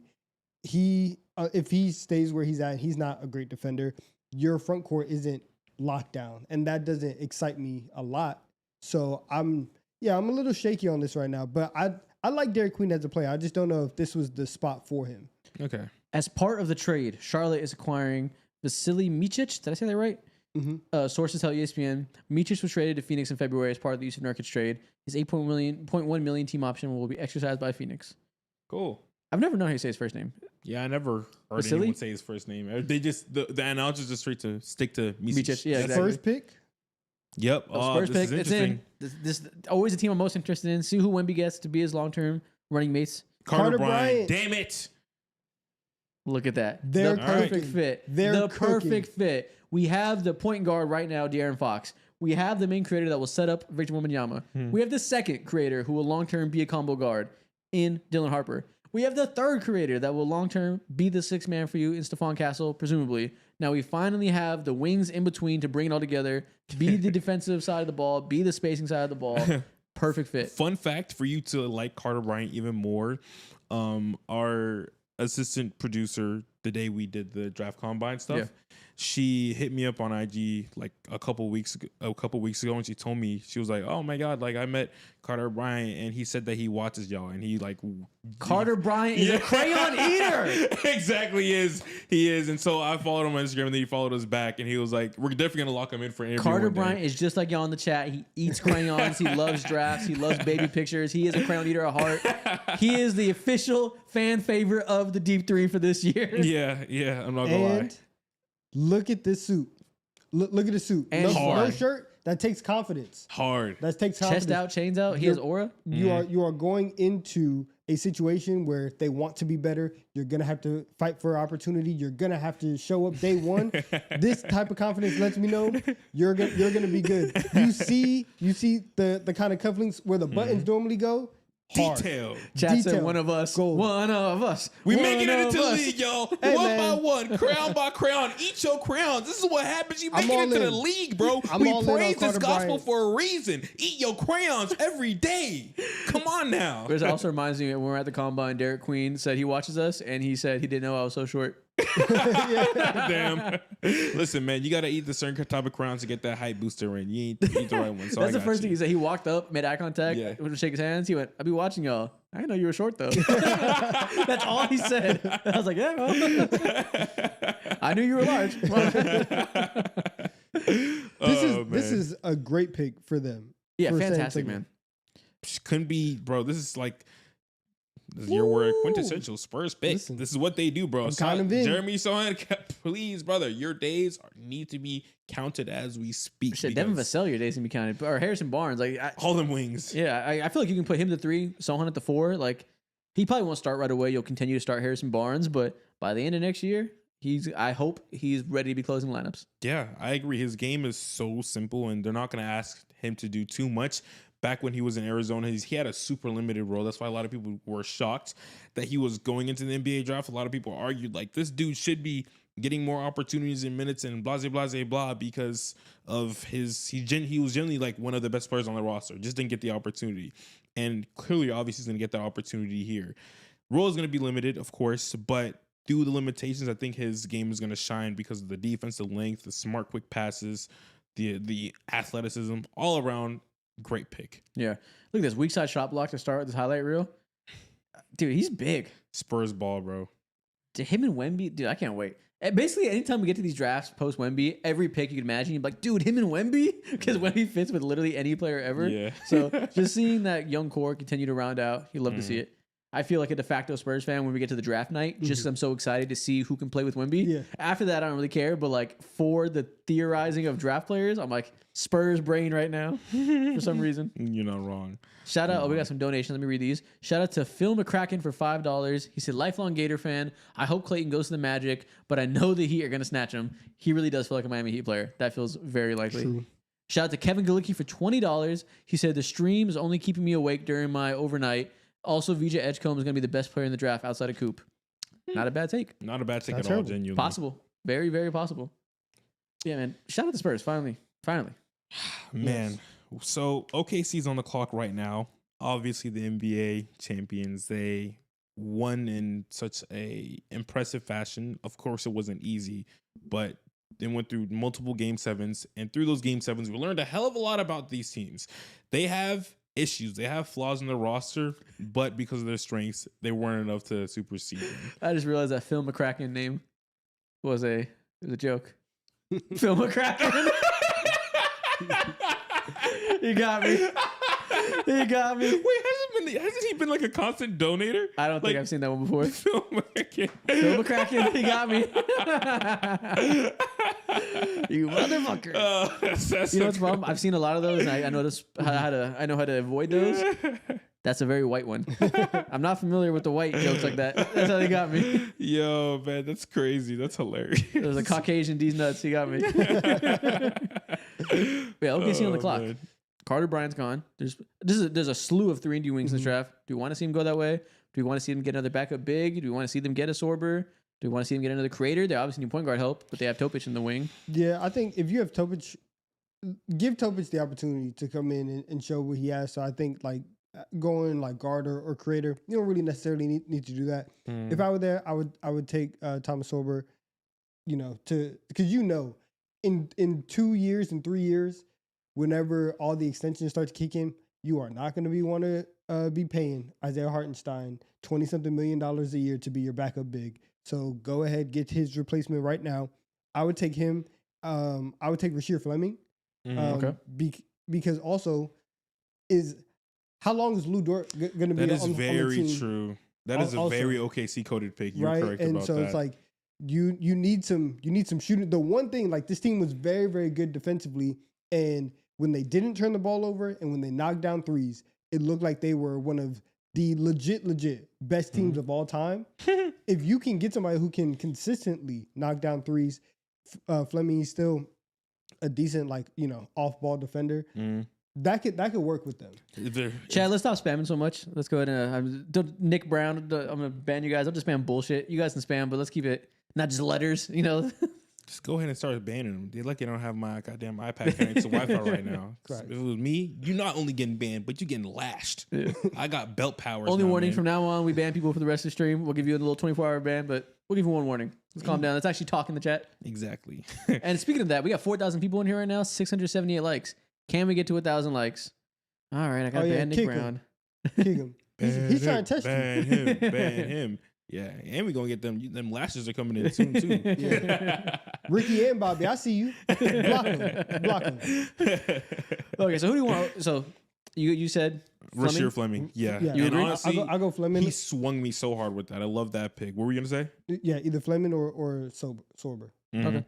Sorber makes sense. I think I might stay away from that because I feel pretty good about. I don't know. Am I dumb for kind of believing in Jalen Williams, the big Jalen Williams, and seeing how like he has a real spot in his roster long term? Yeah, he's a fine player. He was a problem when they had to play him like 25 minutes a game when their big rotation was thinner.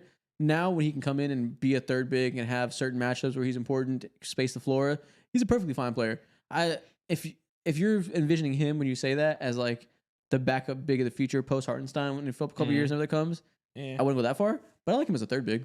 Okay, yeah. If that's the case, then honestly, again, Thomas Sorber, come here. Like, I need you on this team because again, the playmaking is there. Yeah, He's a fine defender as well. Super lengthy. I think he has a 6'7" or 7'6", 7'7" wingspan. Yep.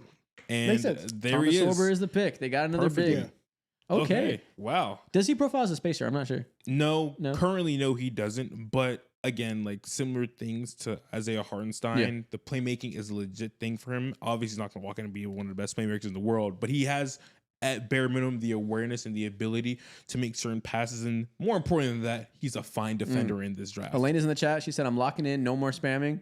She's snatching chains and burning tattoos. Elena's here. Don't fuck with Elena. She's going to get you guys out of here. Big Elaine is into the chat. Y'all relax. I'd be scared if I were y'all. But okay, man, we got the backup big of the future. I like this, especially because we know Chet can play the 4 next to bigs. So, you're picking a guy here that you obviously will not be a starter for anything. You're the defending champs. You're not trying to get a starter. But, second apron is looming eventually. They're going to be fine. They're not going to have a problem paying their guys. And when I say that, I mean they're not going to have a problem paying their main stars. They're 3 stars that are going to be all-stars in the near future. But they're going to have to eventually, over time, replenish his depth, continue to rotate guys in and out. The guys who have mid-sized contracts will eventually be shipped out. Isaiah Hartenstein will be one of those guys eventually. If Sorber can, year 1, play minimally, develop, year 2, year 3, be ready to step into those feet, that's exactly what you're looking for to pick like this in mid-round draft. And also, too, they don't have to like rush him or force feed him any minutes because, again, he is coming off of a foot injury, which terrified the entirety of the NBA draft, which is why I have to imagine why he fell so low. And they have the infrastructure for him to sit down, chill, and be on very much Nikola Topic type timing. Yeah. And on top of that, too, something that's interesting that kind of scares teams, too, is that he is genuinely like an undersized center, too. I believe he only stands at like 6'10". I feel like that's a lie because we walk past by him and I'm just like, I've seen 6'10" people before. He probably like 6'9", or say maybe 6'8" or whatever. But regardless of the fact, arms long as hell, and he fits OKC type player. It said they just showed his measurements on the screen on ESPN. He said he measured at 6'9" and 1/4. That's really 6'8". But hey, regardless of the fact, elite player if you ask me. Look at the passing, man. It's actually phenomenal, and things like that will genuinely. Him alongside Chet, bro, nice. those passes are nice. Not a lot of bigs have that ability right there. I like that you mentioned that he can be on Nikola Topic timing. Like, he's not hurt, so he can play a little bit, but they can definitely do the same thing and essentially redshirt him behind Isaiah Hartenstein. If both their bigs get hurt at the same time again, break in case of need. Other than that, yeah, let him develop. You can definitely treat him like an NFL quarterback. Let him develop behind the vets for a little bit. Yeah. What a unique place to be in, man. We're going to see this all the time because OKC's going to keep having these goddamn picks. It's just a unique place to be in. Yeah, and it makes sense, honestly, that you would take the highest pick that you have in this draft to address the need that you kind of need the least, just because Hartenstein's contract is the most expensive one. Like Aaron Wiggins and Isaiah Joe on very, very team-friendly contracts. Isaiah Hartenstein, out of all the role players right now, is getting paid the most. And so you just know, like, he's going to be gone soon. So to give him time and to bring him in the building, it's smart. It's just smart from them. OKC and Sam Price are literally always like 2-3 steps ahead than everyone, or at least they have been over the last few years, and it's showing right now. Who's this? Who's on the? Who is it? Who's after talking? That's Cooper Flag. Oh, I can't see. Come on, man. I can't see it from here. No, yeah, I recognize them. These are really cool hats. I might need to get one of these hats. These are kind of hard. Good job. I need one. Okay, so who's on the clock now? The Grizzlies traded up with Portland. Portland's on the clock right now. Yes. Oh, this is Portland's pick. Yeah, this is Portland's pick. Also, real quick, since he has the hat and he has a slight fade, he low-key looks like the hair swap that we made of him. Yeah. Bald. Bald. Oh, he did. He did agree with the trade out too. Yeah, he did. Okay. At this point, I feel like Portland should take Jonas. I feel like they need guard bets, especially after trading Simons. Drew Holiday's in their long term. Scoot, I'm sure they feel encouraged by, but he's not a lock. I personally like Jonas. I like the playmaking talent at that size. Again, I know he's polarizing for different reasons. I would like this fit for them.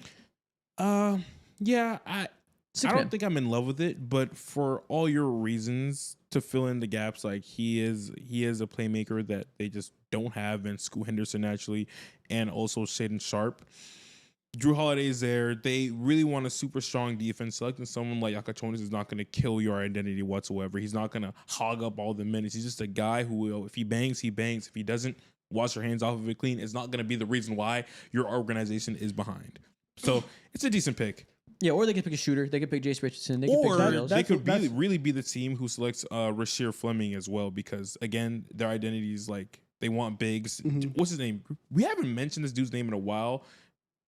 Jeremy Grant. They're just waiting to be able to trade him. Money. Yeah, they're trying to trade him every day. Yeah, exactly. And so Rasheer Fleming could be a very good like Jeremy Grant replacement. You know what's gonna be interesting here? There's no reporting, so I don't think it's happening. 6-man Walter Clayton Jr. for this team that is defensive oriented. Their guards are going to be Scoot and Drew in the starting lineup. You traded Simons. You lost that shooter. You're bringing Walter Clayton to be your backup point guard. Be that off the dribble shooter. Be your Peyton Pritchard for a team that's trying to win. I like it. I like the idea a lot. That's trying to win too much. That's trying to win too much. You need somebody younger? Yeah, I still think you should get somebody younger. I still think you should get somebody with a little bit more upside. Because yes, you're trying to win. You're trying to win like 5 more games than what you did last year, right? We're trying to get to. I don't know. They had a Drew Holiday. I feel like they're trying to win. Yeah, win is what though? Yeah, I mean, Drew Holiday's not young Drew Holiday, so I'm not saying he's going to make them great, but I feel like that might. I feel like adding him at his age with that contract, because it's not just like a 1 year thing, that signals to me that they're trying to like shift. He's not the shift, but he started it, you know? Yeah, and that's why like Drew Holiday's old, and you took the risk on his contract. So I don't think I would go with an older prospect like Walter Clayton in this spot right now. Yeah. That's why I do think I would get somebody a little bit younger. I like the Jace Richardson pick for them if you are gonna have if you're gonna have like all of these rangy wings and a lot of these defenders, and yes, like people's offensive games are growing, to have somebody like Jace Richardson who can shoot and who can play off ball a lot while you still are empowering Scoot to be an on-ball creator and things like that, that's where I would go if I were them. They said, Don, your outfit is beautiful. Your blind tier lists are not. Bro, first of all, we do the blind tier list as a team. Those are a collective thing that we do. So it's not just me. And they're perfect every time. We never miss. Our most recent one was actually quite good. That's what I'm saying. We actually did a good job. We're on a 1-game hit streak. Yeah, that's true. That's true. Okay, man. It's taking forever to present this pick because Coop's talking. I wish I could hear what he was saying, but I'm sure it sounds lovely. Okay, so I'm going Jace Richardson. Are you going Clayton? I talked myself into Walter Clayton. Let me see it. I honestly feel like they should just go for the most like ceiling pick and play ever. And so Jonas might be the play for me. He doesn't fit their archetype, but I feel like personally for what's their archetype? A defense only. I'm not familiar with how good his defense is. Is it? Oh no, I'm talking. No, I'm not talking about his archetype. I was talking about like the Blazers and what they want. But for his archetype, I know what you meant. But like, is Jonas like a negative defender? I'm not familiar with what he projects to be on that end. It's not necessarily a strong suit for him. Gotcha. Like when you talk about Jonas' game, you talk about him as a facilitator and just making. Oh my gosh! What? Okay, no, not a trade. The Sean revealed a pick, and I didn't see it coming. Oh, okay. I thought something. No big trade. Yeah, but when it comes to Jonas, I think he can be someone genuine who has the ability to play alongside Scoot Henderson for sure. Absolutely. Mm-hmm. Here's the pick. The pick is in. Oh my God, this is surprising. The biggest surprise of the draft so far. Really? We have the Yang Gang coming to Portland. No way. I love that pick. I love that pick for so many reasons. His name flew up in the NBA draft because of what he did during the combine here in Chicago. He was killer specifically on defense. There were certain specific passes that we was able to thread the needle and make in a very short stint. And his potential is genuinely tantalizing. Now, it's kind of confusing because it's like, damn, bro, like, Clingan is there, but also it's like, I don't give a damn about Clingan because potentially this could be an even better version of him. Oh, come on. Clingan's also a great defender. Of course. What that means is we don't give a damn about DeAndre Ayton. We're shipping him out, and we're going to have these two bigs be the future. They're going again, similar to the Houston Rockets. They're getting a goddamn bit. That's not the Rockets. Swag serving.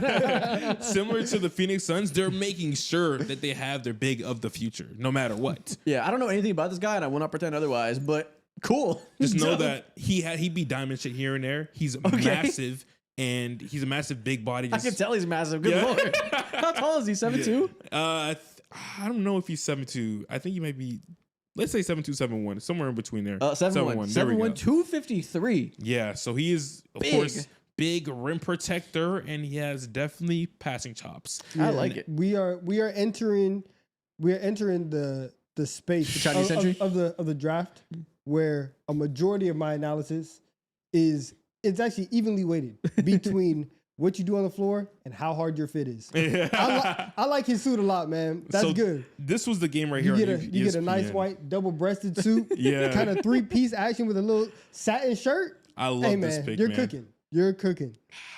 I'm so jealous. What a cool pick. Yeah, we saw this coming from fucking nowhere, man. No, this is not expected whatsoever. This is a good pick. Well, it's a good pick. It's a good player, bare minimum. You get a first round pick to shock the world. Shout out to Portland. Oh yeah, they traded back. I forgot. Yeah. Okay, so that makes sense then. Their guy was gone probably, like you said. So they said our number one guy we want just got taken. We really like this guy who can go. He might go 25. You might as well trade back. We can get him wherever we go. Add an extra asset. Shout out their GM for being smart. Yeah, and what's his name again? It was the old Draft Express guy. I'm blanking. Why am I blanking? He used to work in media. I know who you're talking What about. the hell is his name? His name literally just. I'm blanking. I have his face in his. I have his face in my head right now ingrained. But God damn it, I forget his name. Young Joe Cronin. Yeah. Oh, there's no, another it's one. not Joe Cronin. That's what they said in the chat. But there was their. Wait. Y'all in the chat. What's their his assistant name? GM's the name? dude who used to sit down and break down footage with guys. No, not Giovanni. The other one who used to work with Giovanni. Yeah, come on, chat. Y'all I'll don't do nothing for us, man. All you do is spam type bullshit and you insult us. What's wrong with y'all, man? What's going on? Yeah, can't ask you for no simple tasks. You can't like the button at all. Mike Schmitz. There we Schmitz. go. Mike Schmitz. I had to look it up. Yeah, he used to work for Draft Express. He was a writer for a long time, famous in the scouting industry. His draft evaluation videos back then, just sitting down and breaking film and just like showing a different side of prospects and being really honest with them too. They've been cooking since they got him. I mean to say that. They've been cooking since they added him. Shout out him. Shout out Joe Cronin. Cool move for getting your guy, adding an asset. Who am I to say whether or not the guy was the right pick, but the process was good. Talent is there. I will say that for sure. When it comes to roster construction and utilizing what they got going on, He said, bro was flipping out. Bro was flipping out. Flipping out was such a funny, 12-year-old verbiage. I know. That's such... Dude, he's flipping out. You were flipping out, though. That's accurate. Yeah. That's a... No one saw this coming. We got A-Rod over here in the Timberwolves meeting. I forgot he owns the team now. Who do we want for them? Because they obviously have some decisions to make coming Walter up. Clayton Jr. is the pick for them. That would make sense. He probably shooting the creation. Yeah. Obviously, you did trade up a sizable amount for Rob Dillingham. You didn't really get much PT from him. You don't know. He's kind of a question mark. You need power in my mind. Kasparus. Okay, that's not bad either. That's not bad. I genuinely like that too. I like that. The pick is? Yeah, I think it's Joan Berenger. Center from France. Wow. Oh. That's good for them. Hold on. ISO. What's going on, man? Noticing. Ain't no noticing. You know exactly what's happening. Wow. You know exactly what's happening. They said, Rudy Gobert is getting old. Let's go get another Rudy Gobert. Regen. Exactly. They went to the Rudy Gobert factory. They got themselves a center, an athletic center, and they said, Rudy, train him. Honestly, I bet he loves that. That's probably a cool move. I'm sure Rudy is fully behind. Rudy understands he's getting old. I'm sure he is welcoming to the idea of training a fellow Frenchman and having him take him under his wing. He probably died for it. Yeah, honestly, it's probably good for your team and good to keep Rudy engaged. I'm sure he likes this. This is one of the more intriguing picks because he's raw. Obviously, so does he have a bag though? Don't know. No, he's 18. Not right now. He's 18 years old, 18 and a half or whatever. Super raw. Of course, he could jump though. This is the Rudy Gobert footprint right here. Genuinely, he looks like a big Jericho Sims in these highlights. Yeah, when I was watching it, I was like, that's what it is. Yep. He's either Gobert or Jericho Sims. God. Yeah, he is the most simple draft pick here, and it makes sense, especially because he's just mad athletic. He's mad bouncy. I mean, honestly, if Jericho Sims was 7'1", that wouldn't be a bad player. He's not a bad player now. I don't even. No. If he was 7'1", he got better whenever he went to Milwaukee. Yeah, if he was 7'1", could jump like that, that's dangerous. That's JaVale McGee. And this is super interesting because we know that obviously Minnesota has a lot of decisions to make, but the Naz Reid thing is impending, the Rudy Gobert thing is impending, and you have to either try to replenish it for the long term or try to if Naz Reid is going to be gone, you have to fill your center depth immediately, right? So bringing this guy in, that's nice. I like this for Minnesota. Yeah, I feel like at this point in the draft, when we're getting a little bit deeper, it's really about the archetypes and do you see the vision of why they would target this type of player?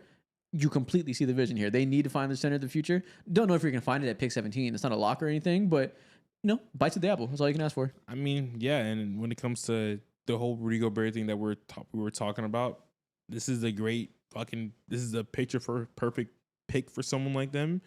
Put him under his wings. It's not a necessarily ceiling play, but a really strong floor play.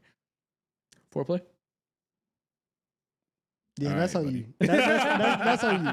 That's on you. You have to be better with your words. Yeah, all right, buddy. Elena said, I forgot. Elena's a Timberwolves fan. She said, not sure I like this. I wanted Kasparus. Yeah. Kasparus would have made sense. It would have made sense too because Mike Conley is old. Yeah. And even though that you got Rob, he's not a traditional playmaker like that. So having somebody who can be on ball and set everybody else up would have been nice. But I do think that eventually you're gonna have to live with Ant being on ball like at the end of games, or not like leaning on having Mike Conley set the table for everybody and put more of that playmaking on Ant. So that's you know what this means? It just means that they really stand. They're gonna stand on that Rob Dillingham pick from last year, and they're gonna give him those minutes. If Kasparus keeps falling, do you think the Nets might be like, let's double up? Let's get both the tall point guards that can pass the ball and have some concerns. One of them's gonna hit. That's the smartest thing to do, honestly, bro. If you're gonna be audacious one time, strap your boots up. Do it again. See you do it again. Put all your eggs in a basket that's questionable. Do it. Exactly. I triple dog dare you. I bet you won't. Meanwhile, they can do it and draft 2 other rookies still. Yeah. God damn it, I hate you. You're right. They can do that. That would be the funniest outcome, is that they have 5 picks tonight and they just pick all point guards. They're like, we're leaving here with something. Yeah. We're finding a guard. We're gonna find the guy, wherever he may be. He's gonna be here. Every day, 1-on-1, every guard, line them up. You. Like running Oklahoma drills to decide who gets it. Okay. Interesting. Man. So they are obviously the Wizards are on the clock. They picked Tre Johnson. Wizards on this pick? Yes. Okay. Yeah, this is the Wizards pick. They have to keep their own pick. Okay. They have Tre Johnson already in this draft. We talked about all the other guys they have. The top of the draft board right now doesn't have like bigs, and I kind of want them to get another big at some point. So maybe it's not now. Maybe just go for the best player available. Yeah. Asa Newell is who's on right now in Jay Billis's best available on screen. Yeah, I don't like that pick specifically because he feels so similarly. Don't get shy now. No, don't get shy. It was the right one. It was the right one today. But Asa Newell feels it's a long stream, man. I got to stay engaged. For sure, Taco Bell commercials. Yeah, you're right. I'm looking at a Jeep Grand Cherokee. That's what I'm saying. 3 rows for up to 7 people. The dog in the car. Oh, there's dinosaurs. What's going on, man? Average 7,900 below MSRP. Whoa, scam. I'm gonna be the song that's playing in my is from the TikTok that J1 and J-Dub posted. Was like, I'm so ATL. Oh, let me see the dance. Let me see the dance. Get in there. How did it go? I'm so ATL. No, how's the rest of the dance go to that song? I actually don't know. He was showing his. Oh, you don't know? Okay. No. Wait, it sounds like you know the dance. You know? I don't know. But you're so ATL. I am ATL, but you were halfway there. I know you know it. You did halfway. My cover's blown. You know the rest. Doesn't want to do it on camera? Nah, only y'all. You're gonna have to pay for that. Link in the bio. Link in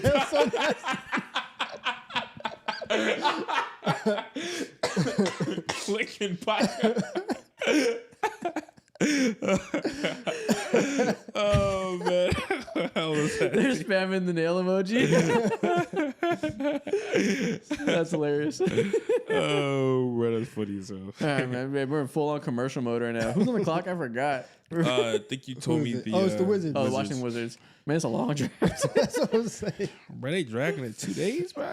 Dude, I can't believe they broke into 2 days. Who's watching the second day? Stupidest thing of all Bro, time. the second round? Come on, man. You are not the NFL. The motion is not there for day 2 of a draft. Yeah, exactly. But I get it. Money is and money. And day 2 of the NBA draft is like day 3 of the NFL draft. Like, oh, yeah. Worse, honestly. Honestly, worse. There's more starters in the 5th round of the NFL draft than there is in the 2nd round of the NBA draft. Exactly. Yeah.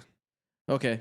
We got the pick. We have a nothing burger in terms of who this team might be picking up at this point in time. Yeah, we have no idea. Yeah, and this is pretty much damn near the rest of the draft. Whoa. Breaking news. Breaking news. What are we breaking? What is Sean saying? We can't hear him. Trade? Is it a trade? He didn't tweet it out. Maybe it's a old trade that he mentioned. No, it is a trade. I don't know if he's saying it, but I see it on my phone. All right. I don't know if he's saying the same thing or not. I don't know if I should say it. Well, hold on.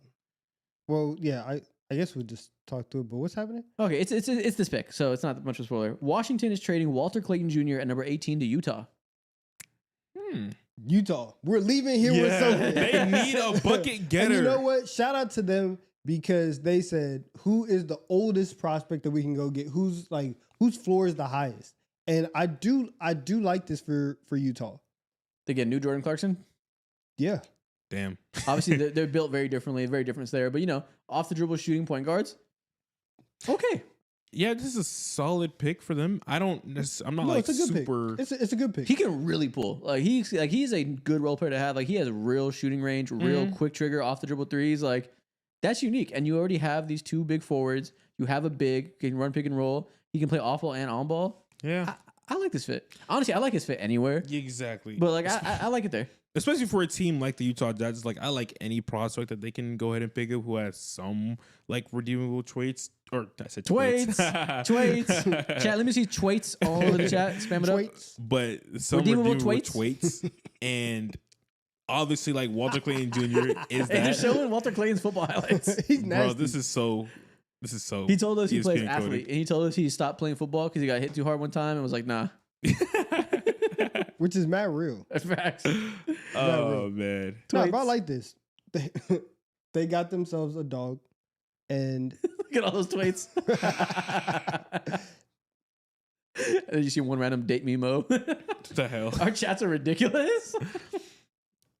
Utah sent number 21, so they don't trade up 3 spots and second round picks to Washington for Walter Clayton. Oh, wow. It's not bad. That's a good package for Utah. Again, they probably didn't see their guy like, hey, like see, I hate this because Shams tweeted this when he was on screen just now. All he said was Utah traded the pick.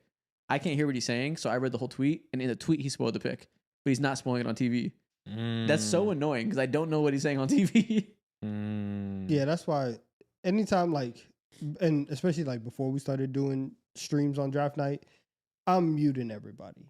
Really? If I'm just watching the draft as just a spectator and I'm just trying to see what's going on, why am I gonna sit down here for 3 hours just to see it be spoiled on my phone? No, I'm gonna turn off notifications. I'm gonna watch the actual program.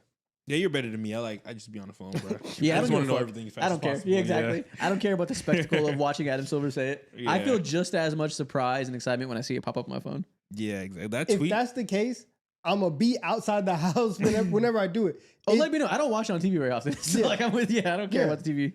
Yeah, the whole thing is to actually sit down and watch it. Yeah, I don't care about the TV product. Honestly, I'm just so a brain fried where a Shams tweet notification is more exhilarating than anything. They fried me. Oh yeah, you're fried. they fried me because I said the program. They said, "What an unk." The program. Put on my show. Look at Walter Clayton, man. So inspirational. And that's power. But if I said it. Oh my god. Wow, man. Double standard suck, huh? Okay, great fit regardless. I mean, Dawn yearly fit check. It's yearly? Yearly? At this point. Tell me what you got on. Where's the shirt from? What do we got on the shirt? Yeah. Uniqlo. How much shirt? $20. How was that? I forgot. Chain. $30. $30.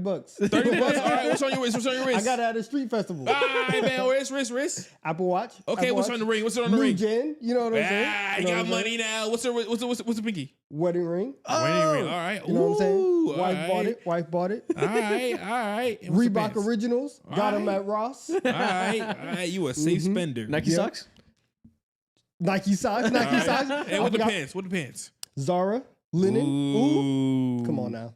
Stop playing with me. Oh, he disrespecting Zara. All right. You can find quality They pieces. said wedding? They don't know you're married. You don't know this man's old. This man's an adult. Yep, an adult. Capital A adult. Come on, man. They said Father Deluxe. Okay, man. Shout out this trade. Shout out the Jazz. Yeah. Next up, we got Brooklyn. Double dipping for the first time. I don't even care, man. Y'all have 5 picks. Pick whoever you want. Honestly, Akachunas is the pick. He has to be the pick. Why not? Why At the this hell point, not? Yeah. Well, why not would be they already drafted another one of them. You have 3 more picks. Just go ahead and unload the clip. In this 2 more deal to picks. get Walter Clayton trade up 3 spots, Utah set number 43 and second rounders in 2031 and 2032. Honestly, not bad to go back 3 picks. You get 43 and then 2 other future seconds That's or smart. whatever. I'm cool with That's that. just great asset management. Yeah, right 43 now. is still a solid pick. Yeah, I don't hate it at all.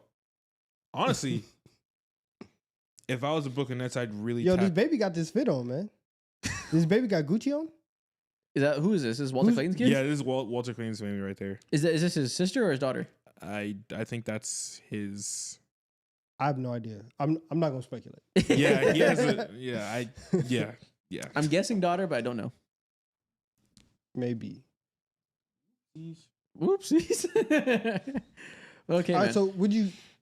When it comes to the Brooklyn Nets right now, I think Rasheer Fleming should be for sure considered in this selection because of the looming Cam Johnson speculation that felt like it's been going on for a year and a half, 2 years now. If not, then I'd look into Jace Richardson too because, well, actually, that might be a little bit redundant for the sake of Cam Thomas. Yeah, but Jace Richardson's going to be a bench player regardless, so that's fine.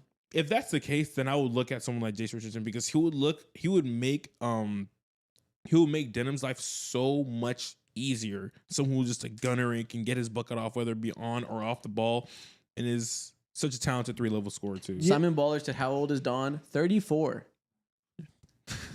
It's Unk. Shout out. Been here for a while. I'm not 34 years He's 32. It's okay. I know. Why did you add those 2 years? I know. You're My bad. 32, bro. 32. Come on now. He's a class of 2013 high school. Yeah, exactly. Went to high school. Who you go to high school with again? Huh? Who you go to high school with? You some NBA player. George W. Wow, Bush. Everybody's saying, "Damn, on Coley cramps." Damn. God damn. They all shocked. I'm kidding. He's not 34. He's not 32. He's 30. Class of 13. He's 30. Yeah, we're lying. Man. Somebody just said Al Horford. Damn, that's funny. Someone said you do that a little quick, Isaac. I'm not gonna forget that. Man. Yo, What? Bro's a fossil. How was the Boston Tea Party? nah, there was one comment that was on D. Went to school with Bill Russell. Look at it right now. Wait, text it. Just text it. I can't just going dumb fast. Vince Carter. They're cooking you. No, I want to see what they talking. He said Hal was watching the 100-point game live.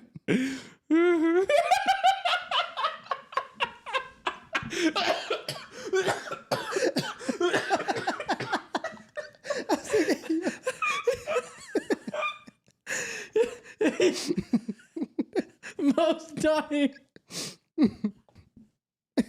Yo, Donovan texted us with what did you guys say in the chat? What are the jokes you couldn't say out loud? And Mo just lost his mind. Donovan, tell them what you said. Please tell the chat. I think you can say it. Man, y'all know why? They said, how did it feel being a slave? I was like, first of all, that's ageist and racist on multiple levels. I don't know how to feel about that. He said Don remembers the segregation days. What are we doing here? They said Don marched on Washington. Yeah, like, yo, man. You guys are mad comfortable. That's crazy. Oh my god, yo. They are mad comfortable. You should see the ice jokes that get in my mentions. They have no filter with us. Ice jokes. They think they can say anything to us. That was ridiculous. Oh my god. Dude, wow. No way. Is Harriet Tubman his wife?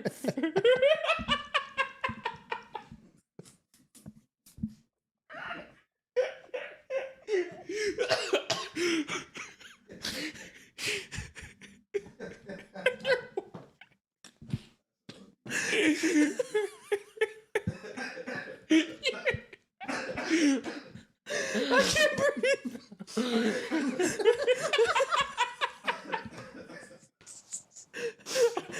My chest hurts. Oh shit, someone got drafted. Someone got drafted. It's a draft stream. Nolan Traore is a member of the Nets. Oh shit. Oh, They got another point guard. That's actually really good. oh, we should have ended the stream, man. That's how. That's actually really They said good. you're a pioneer of the game. Oh my That's god. actually really good. Oh my god! Shout out Nolan Traore. He's a member of the Nets. They did double up on point guards, but not Jokic. They went with Nolan, who last year at this time was thought to be maybe the first pick in this draft. He was thought to be the next big star out of France. Did not pan out that way in this year as a pro. His scoring game is not what was expected, but you know the flashes that we saw when he was a little bit younger are still there. So I always like betting on guys who at one point were viewed as elite prospects. they fall for different reasons. Yeah. Getting him at this late in the draft, I think it's a little bit earlier than people thought. They thought he'd go in the 20s, but I don't hate it. When you have 5 first-round picks and you're picking in 3 spots after this, it's okay. It's okay to take this, and it's like you can get a little bit of 3-and-D in here. The IQ is certainly there, and if we're just taking our picks at point guards and we're just trying to figure out, which one of you guys can actually step up and be the point guard of the future, then cool. Yeah, I think his draft stock fall was Don a little took bit. his driver's test on a dinosaur. Oh my god! I think his draft stock fell a little bit too They harshly. said I had a parlay on Jerry West. You saw Elvis Presley die. I was meeting Robert E. Lee.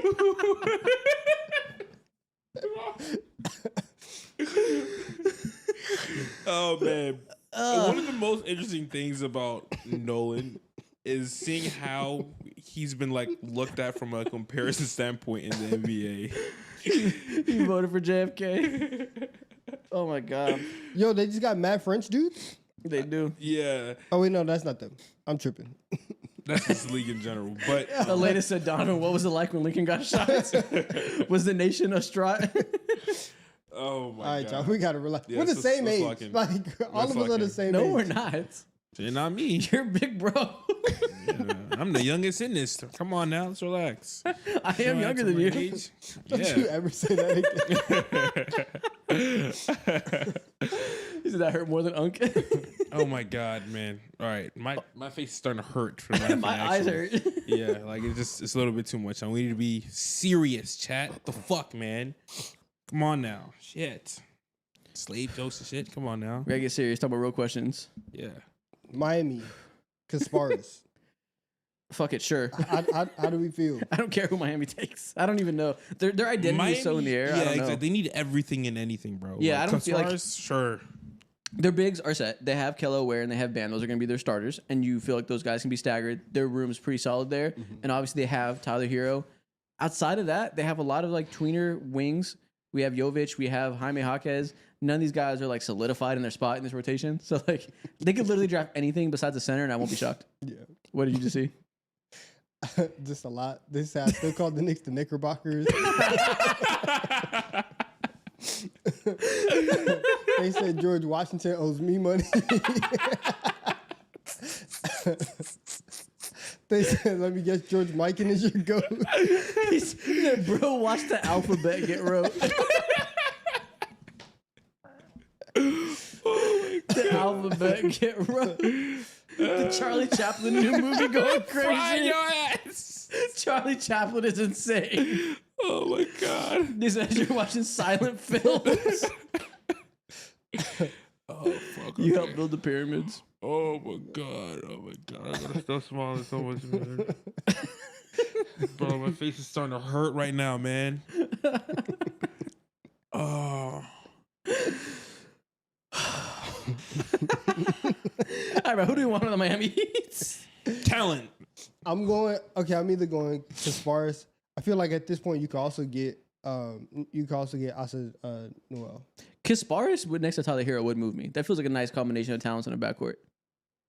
Yeah, because Who's gonna start a point guard for them next year?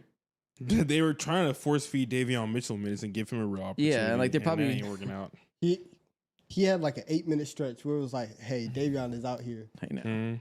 Heat culture. He does exemplify that, but in the worst ways possible. Yeah, he just shouldn't be the starter. But I would say to go get Kasparus because Tyler Hero obviously he's growing on ball with the ball in his hands, but you can get him moving off the ball. Obviously, Bam is not the throw the ball into Bam let him create. What did you see? Don's ex is Joan of Arc. And it said Don was Eve a baddie.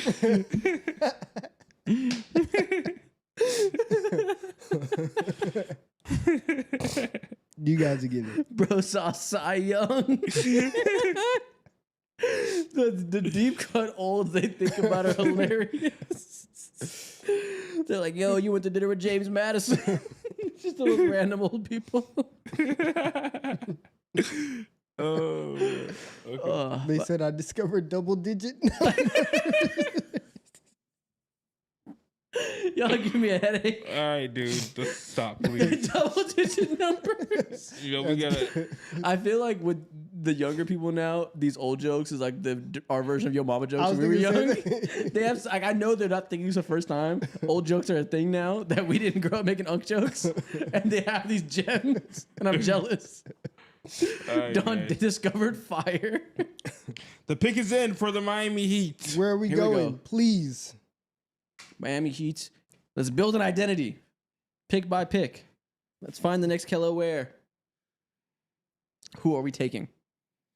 Adam Silver takes a sweet time to read his name. Kasparus. Finally, okay, Okay. yeah, I like that with Tyler Hero. I feel like his whole thing, his movement patterns are good. He's big, the playmaking, he can set up Tyler Hero. Tyler Hero can play off ball and on ball. Obviously, whether or not Yakushonis is going to be able to shoot the ball is going to be the deciding factor.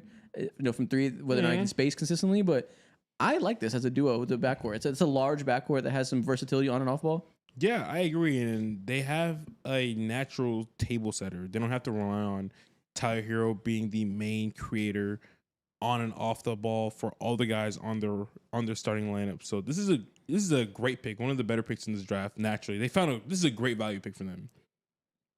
What a steal! Yo, Don is so stupid. He tried to climb Mountain Dew. All right, man. yeah, no, this is good. Yakushonis, the fall finally stopped. I understand the concerns with him and whether or not the scoring bag is going to be good enough. I'm surprised he went after Demin. I wonder why he fell so low. I mean, They think he's bagless. They think the shot is fake. They think he's not athletic enough to consistently finish with the rim. They just think they think what everyone else thought about Demin. It's your chain fake. I guess so, but Yayor wasn't. Come on now. He's probably a better passer. I guess he has that elite skill that made one team want to bet on him. But if the Nets didn't do that, I'm sure he also would have fell. It just takes one. It just takes one. You're right. I guess so.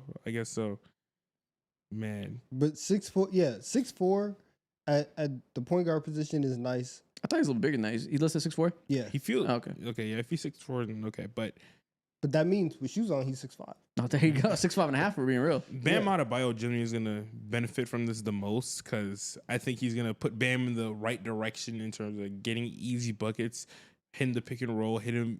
They have really no one if you really think about it. The Miami Heat had no one to set up Bam on a continuous basis, and Bam was pretty much forced to expand his game and be a creator, which he was obviously. That's not his bag, not his role at all. And so this simplifies the Miami Heat, which is what they need. Almost like obviously when the Heat pick anybody, you think about like how do they fit into Heat culture? Is it a Heat guy? And I feel like when we talked to him in that brief 8 minutes, he felt like insanely mature.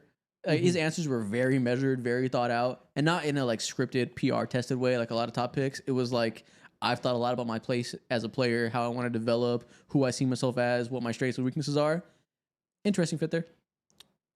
Yeah, I mean Heat culture. It's also in a weird position right now. What is the Heat culture right now? Nobody knows. Tyler Hero culture. Nobody knows. Who can do 3 hours on a stairmaster? That's their goddamn culture, bro. Just straight grind, sweating. No, but you'll have some. Chet Holmgren is really taking the heat off of Tyler Hero because he's been with the oxtails. Yeah. Oh, this is mean. Okay, you're from Minnesota. Yeah, Tyler Hero's worse though. I mean, he's also. I've seen Tyler Hero do this. I've seen him do it. I mean, never mind. All right, the first one to get stones in their teeth is they're it's easily going to be Chet. Easily. I don't know. Stones in his teeth? Shout out to a name I'm not going to say for tipping $5. He said Unc recorded the first single double. Shout out you for tipping $5. I'm not going to say that. You thought you were going to get me, but you're not. But appreciate the $5. But okay, next up we got the Utah Jazz back on the clock. Oh no, the Wizards because they traded back. Yeah. So yeah, who did they trade back for? Because obviously again they felt like they could get their guy later. Okay. Interesting. So left on the Wizards that are notable picks, we mentioned Asa Noel, but he again feels way too similar to someone like Alex Sarr. And you see him as also a 4-5 like that? Yeah, he's a tweener. That's a popular term. I feel like that term has faded away because now people are realizing, oh, those guys are kind of valuable in the league tweeners today. are now small ball bigs. Exactly. But you feel like that's him? He's not a 3-4, he's a 4-5? Exactly. He's a 4-5. He's a 4-5, and he just his skill set is duplicative. And so I'm looking at Rasheer Fleming again, And you think they have to go wing? They don't have to because Bilal Coulibaly is there and they need depth out the wing position. So honestly, I would. In the 20s, you go straight best player available because now we're like throwing darts for real. Yeah. So yeah, I think at this point you stop thinking about team fit as much unless there's an older prospect for a team that's trying to win now, and that's not the Wizards necessarily. So no, they feel like either Asa Newell or Jace Richardson team. You know what would be fun? There's this dude in this draft. His name is, I think he came out of Michigan. Danny Wolf. I was thinking he would be fun. I know a fan favorite when I see it. Yeah. What do you mean by that, man? Danny Wolf. Come on. Whenever there's a fan favorite, that's like a dog whistle, a real dog whistle. No, it is. And I'm saying it only because he's white. Dog whistles imply that you can't hear it, that it's quiet, that it's not being said. He's being straight up. This is a loud whistle. This is a scream from the top of the mountains. He is a white boy with swag. He dribbles, he passes, he has drip on the court. Yes. Mm-hmm. And he's not going to be a guy that you are going to like anchor your offense around, but you can get that out of like your second unit. There's like you can get 5 minutes of running some offense or running some plays through Danny Wolf, and having him with Alex Sarr, and especially like if Sarr's 3-point shot develops, even if it doesn't, right? Being able to have a stretch big and a legitimate stretch five who can handle the ball and who can shoot threes, that would be a very, very interesting concept for this front court. Mm-hmm. And then the fact that also that he's a swaggy white boy, it's like, we're locked in. That's the main part. Yeah, he's a Kelly Olynyk regen. Shout out to where'd you go? Shout out to the Godfather for tipping $3. He said, "Who's got the better backcourt, non Hunters or Gatherers?" Oh my god, Hunters or Gatherers. That's good. That's a quality joke. That's quality. And shout out to Joe Rowe for tipping $5. You should post a YouTube short of the chat roasting the picks out of Don. I'm actually not recording the footage for shorts right now. I wish I would have. That was funny. Yeah. Just cooking you. I guess another little underrated pick for the Wizards, I believe, would be Will Riley. He went to school with Yakachonis, and he, in my mind, he's a gunner. Can't shoot. He's one of the more talented 3-level scorers in this class. He is dumb young. Mm-hmm.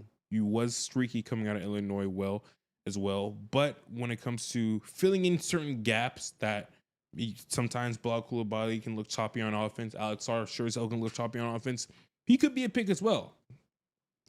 I'm just throwing up names at this point, and I think that's a name that I like for them. I'll go Danny Wolf. I forgot who's on the clock. Washington. This guy's out of here. We're running the clock out right now. Yeah. It's crazy. It's been 2.5 hours, and we still have 8 picks to go. Or what is it? 9 picks to go? 10? Yeah. 9 or 10. So something like that. We're on 21, so we have 10 picks to go. Yeah, 10. TD3 math. 10 picks to go. 10 picks to go. Okay. This is ridiculous. Dude, it's taking dumb long. We got this guy talking right now. Who cares about Mark Stinks at a time like this? No facts, man. Okay, the pick is in finally, man. Damn, Jace Richardson is falling. He's sliding like crazy, too. Yeah, and it's surprising, but it's also not. Like, he is a small shooter, doesn't profile as a strong defender, so not surprising in the modern NBA that falls. But at a certain point, it has to give. Maybe it's now. Maybe it's 10 seconds from now. Is this Jace Richardson? This is Will Riley. Will Riley. Look, shout out Mo calling it. Okay, there we go. Will Riley. Again, he has a burner on him. So he's a shooter. When you say gunner, yeah, you mean he's a gunner. He's one of the best. No, I won't say one of the best shooters in the draft class. But if we look back a year from now, 2 years from now, he could be that. And that wouldn't be surprising at all. Like, he damn near is a microwave type scorer, if you ask me. That makes sense because a lot of the young players aren't necessarily like strong spot up 3-point shooters. Mm-hmm. Like, obviously, Sarr has shooting touch for a big. A long way to go before that becomes efficient. Keyshawn George can shoot. He's the one really good shooter. Bub Carrington has shooting potential, but that's not his defining feature. Yeah. So filling this room out with somebody that can be or stand in the corner, run off of screens, gunner, like you said, I like that. That's crazy. He grew from 5'9" to 6'6" during the pandemic. God damn. What a year. Bro, he was just constantly changing shoes, changing socks. Yeah, get new socks and the whole new collection. God damn. Yeah. That'd be so annoying. Changing shoes is like constantly. Yeah, to grow 9 inches like in like a 2-year span. He's also like 14. Yeah, that is true. Again, annoying. Yeah. If I'm gonna like have the growth spurt, I would rather. That's disgusting. That's not a gross. Sorry, brother. I'm fighting for my life right now. Anyways, Filemi. but yeah, I would rather it happen over like a 9-month period, so I can just knock everything out rather than like 2 years and constantly having to buy new clothes. Yeah, but shout out to him though. Yeah, I can understand that. He got the bread to buy new clothes now. Oh yeah, absolutely. Yeah. So again, 3-level score. He was very inconsistent. That is part of the reason why his draft stock like fell to the point to where it is now. But regardless of the fact, I think for a team like Washington, this is a swinger pick, and you have nothing to lose. I don't expect this dude to come in at day one, make an impact at all. But he's a very under the radar pick who could make a damn difference for sure. And that's fine. If you're talking about somebody who needs time, you don't think it's gonna happen day one. Washington is sneaky deep now. They have all the time in the world to develop him. They don't need to play him at all year one at this rate. Mm-hmm. He's finna go crazy in preseason. Do you think they're keeping all these veterans? Keep him for how long? Like This season. Yeah. Why not? I would keep Chris, and I would keep him. I mean, I wouldn't be like so hell bent on keeping them, because if someone's offering me like, I don't know, 5 first-round pick or 5 second-round picks or something like that, I'm like, sure, why not? 5 second-round, first-round picks For Chris Middleton? for Marcus Smart. Yeah, obviously Smart, Brogdon, those guys he moved. CJ McCollum is one that confuses me, because that's like a good player that you don't acquire him to he flip has him. to get traded at the deadline or something. You think that's why they did it? Probably. Maybe, yeah. But Okay. if they come out and you get a little bit of a leap from everybody, and you get at least a little bit of production from Chris Middleton, you start to climb up the standings. You get to like 10 or 9. Yes, you are in a rebuild, but you've gotten some extra picks this year. Why don't you go ahead and try and make the play in at that point? Yeah, and that's probably the goal. I imagine it'll be like a mixture of balancing both, seeing where it goes. Mm-hmm. Okay, I like that pick overall. The Washington they're cooking. Guess who's back on the clock? Who? The Brooklyn Nets for the 100th time tonight. God damn. What's next to them? Do we go Ace and Newell?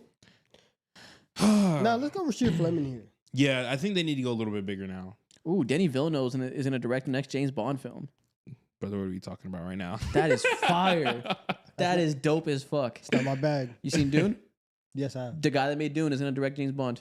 Okay. There you go. That's all you need to know. Okay. I'm locked in now. Okay, so the Brooklyn Nets. Damn, bro. Yeah, I would go wing here. Mm-hmm. At this point, I think I would just get length, right? Yeah. Because if your point guard is 6'9", and you still have Nick Claxton, you have those two pieces. Let's go and see how our defensive strategy is. We're gonna put our hands out. We're gonna hold hands, and we're just gonna keep moving. The pain in those eyes is what this guy said. I really wish we had the opportunity to see like why. Yeah, we weren't locked in, not listening. He does not look happy, does he? Yeah. Where's he from? Exactly. He's from Tennessee. Yeah, he's from Tennessee. All right, so I mean, it's not anything that he like hasn't seen. I said bro did not pronounce Denny Villeneuve correctly. Yes, I did. It is Villeneuve. You think it's Villanueva? It's not that. Oh, he trying your gangster right now. Isaac. The fuck? Really is. You don't know. This is your bag. This is your shit. Or maybe I said Denny wrong. Is it Denis? Yeah, it's Denis. Yeah, that's what you're talking about. Is Denis. Yeah, okay. You got me. You got me. I was focused on the wrong part. You got me. Okay, who do you want the Nets to pick with this pick? For me personally, I think they need a wing in the building or someone big in the building in general, because you need damn near play finishers, I guess is the word that I'm looking for. Mm-hmm. Someone who can get buckets, someone who like is going to be a solidified player on this roster. And right now, so far, the guys in my mind who will project as that is again Rasheed Fleming. I hope they don't get him, because selfishly, I want him as a Hawks fan. He is perfect for all the things I've been saying earlier in this stream. But if that's not the case, I think Danny Wolf again would be interesting over there. Someone who's just a bucket and someone who's a niche player would make a lot of sense there. I can think of this tweet. What do you say? LaMelo's running pick and rolls with Grant Williams next season. Who is going to be his big man group? Wait. We didn't even talk about it. We didn't even think about the fact. Yeah, they just decimated their big men. They traded Nick Richardson already. Now they traded Mark Williams. Who the fuck is going to play center for him? I just realized that. I did not think about this at all. Y'all know exactly who. Who? Taj Gibson. Oh my God. Taj Gibson is coming back. You know who they straight for? Who would be a nice culture fixer over there? Who? DeAndre Ayton. Okay. On the court, he wouldn't be bad. That's probably the worst person to trade for the Charlotte Hornets. Exactly. He is the anti-Charlotte Hornets. Well, not anti. He glove in hand fit for them. Yeah, I know. It's too good of a fit. Yeah. DeAndre Ayton needs to go somewhere where they will just like put him in boot camp and force the best out of him. That is not the Charlotte Hornets. I'm sorry to say. Honestly, I don't know what they're gonna do though. Yeah, that's insane. Wow. They have to have something in their back pockets. They have to have something in their back pocket. Nurkic is on the team. That's disgusting work. I knew that, and I didn't mention it for a reason. So, Chad, if you could leave bygones be bygones, that'd be great. We don't got to acknowledge the trauma in the room. Yeah, I'm telling you, their center rotation is going to be Nurkic and Taj Gibson. Ew. And they want to be better next year? That's what they say, but like, some people say that they want one thing and then do the opposite. And to those people, we say go to therapy. so I don't know. That's funny. How do you feel about Neek Clifford here? I like him because he's older I don't and like they're about to have this pick and then 26 and 27. You're right. I like him. Like I would be greedy for the Atlanta Hawks. I want the Atlanta Hawks to take him or Rasheed Fleming, but those are my two picks. If they don't get those two, I'm going to be very confused. Nets pick is in. San Francisco says we might need to have the league take over the New Orleans basketball franchise again. Oh, Drake Powell. Drake Powell. Okay. Interesting. Okay, Drake Powell's a 2 who played in Washington this year, and he has good size. This is North Carolina. My bad. I said Washington. I don't know why. North Carolina. You saw that W. Yeah, you saw that W. Yeah, my bad. He played in North Carolina, and he had a good year for them. I don't know how I feel about I mean, I understand it because we had a super shitter of a pick in, what's his name again? Kobe Buffkin 2-3 years ago or whatever it may be now. And he is a part of the reason why we weren't able to reach expectations. This is a good, solid pick. Didn't have the best year in North Carolina at all. Genuinely. You think this is for y'all? Oh, no, we're 23. You're right. Yeah, this is for Brooklyn. Yeah. Thank God. This is not for y'all. He was over there trying to convince himself. Yeah. He was like, yeah, so I think, he look one way. He's better than Kobe Buffkin. It's a dub. You know what you call that? Cope. Straight cope. Yeah. I'm looking on Twitter right now, seeing reactions the first time because I haven't been looking. People are cooking the Pelicans for giving up that pick to the Hawks to trade up and get Derek Queen. It was such a moronic thing for them, honestly. Like we focused on the Hawks running away with that. Yeah. Hey. I don't like it for the Pelicans. I was confused. Yeah, not for the sake of Derek Queen. It's just the process. The pick, giving up the extra pick is weird. I was focused on Derek Queen fit. It is a lot to give up to move up that small range. Shit, you're giving us some of the potentially one of the more valuable picks next year. Potentially, it's tough. So okay, so the Nets got Drake Powell, and I will say this is Joe Dumars who took over, and last time he was a GM, didn't go well. He was not necessarily known for making the best use of draft picks. I'm uninformed. Who was he a GM for? Pistons. Was it like It was late 2000s. Whenever they were, he kind of like didn't usher in the next era well and didn't have a good performance there. People did not leave that. Nobody in the last 5 years was clamoring to give him another chance. And then the Benson family hired him out of nowhere. Nobody saw it coming, and it was like, okay, we'll see if he learned something over the years. He was working for the NBA PA over this time. We'll see if things come back different. Not the greatest start. Ooh, yeah. Jordan Poole trade was good though. It was a solid 1-1. Yeah, there you go. We win some, we lose some. Exactly. That's the game. Exactly. You're not gonna hit on. Hey, this. We put shots on the board. Yo, that Sonic shade looked good. Oh my God. That looked good. It's okay. I might have to tap in. I might have to tap in after this. Chat, what do y'all get from Sonic, man? Where's y'all's orders? Let's talk about the real news right now. Listen, there's like 7 picks left. We're gonna be here for like another hour. They're gonna drag this on. What do y'all get from Sonic? What do your shake orders? You guys fruity, right? Like more like strawberry peach type of things. Chocolate, vanilla, classic. Someone said Tots, or everyone's saying Oreo Blast. I've seen multiple of those. The Oreo Blasts are good.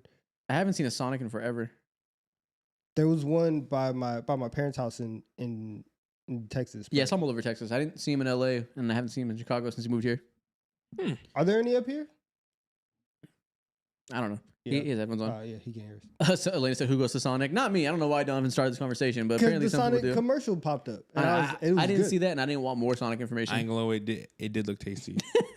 Well, it was ice cream. I hope it looks tasty. Somebody said Sonic denied my sister a job, so screw Sonic. Yo, your sister got denied a job at Sonic's? I got some. I'm sorry.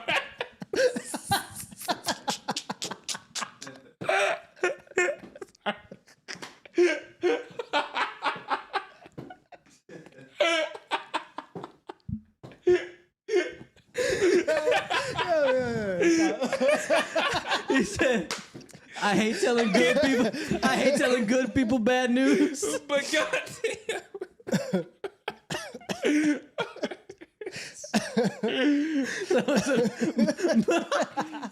He said, "Mo having a good night." Oh my god. Yo, no, but it's hard to, bro. Bro, Sonics. They put you on skates. You're right. I've seen some people falling off. Because you got to skate out with the order. But they don't do that anymore, though. I swear they don't. They I went don't? to Sonics one time over the last like 2 years, bro, and he was just walking in Skechers, bro. So it's like, Sonics? They retired the skates. Rejection? The skates were ableist. Oh, man. It was a safety hazard, bro. Yes. Oh, I hate telling good people bad news, man. That was hilarious. Your sister got denied from Sonic. Hold on.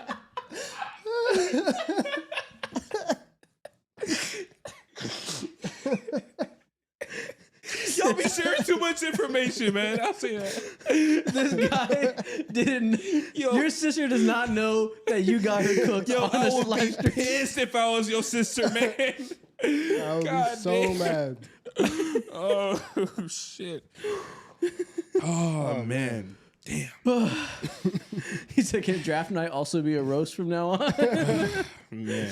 Oh, that poor girl. Maybe. We're about to be on for like 4 hours. Oh, We're potting now. This is like those podcasts and stand-up comedians. They talk about bullshit. Yeah. We're potting about nothing. That ass. We're the foodie boys from TikTok. What's your go-to order from Sonic? I get a hamburger. Oh my god. Oh, you get a hamburger? I like those. I get a milkshake. Oh, I've never had a milkshake. Oh, dude, I came across their reels like a couple months ago on Instagram, bro. It was fucking hilarious. Oh, I love milkshakes. I love milkshakes. Do you guys like mustard? Yo, they're cooking, man. I love them. Yeah. Shout out to KB Goat 9 for tipping $3. He said Hawks got Tingus Pingus, a GM with the brain, and the Celtics might tank this year. This is the greatest season of my life. My team up and Boston's down. All right, who are you guys taking? He said mustard. When I start. Shut Perm, will you stream tomorrow night? Oh wait, the Hawks made the pick. Oh, talk selection is in. No more MD Foodie Boys talk. And it is.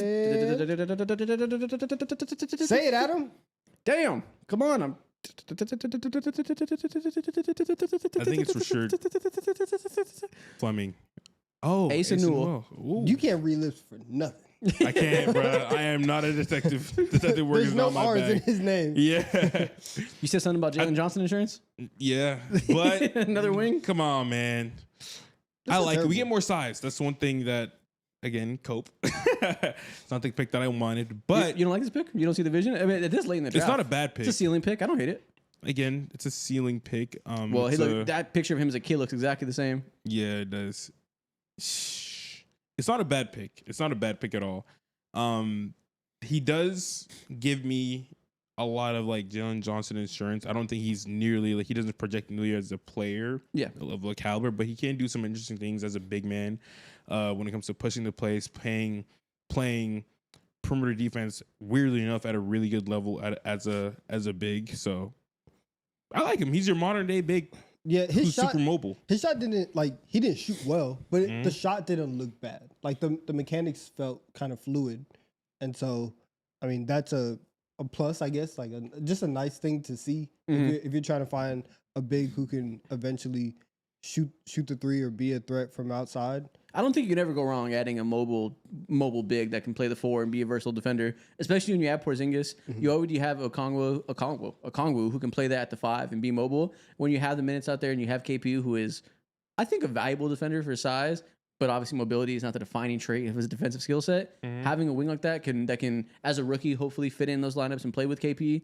And obviously you have the spacing from KP, not as reliant on his shot to be going in. I see the vision there. Yeah, and I do like that they're bringing up the offensive rebounding, the effort, the motor, right? That's a big thing with him.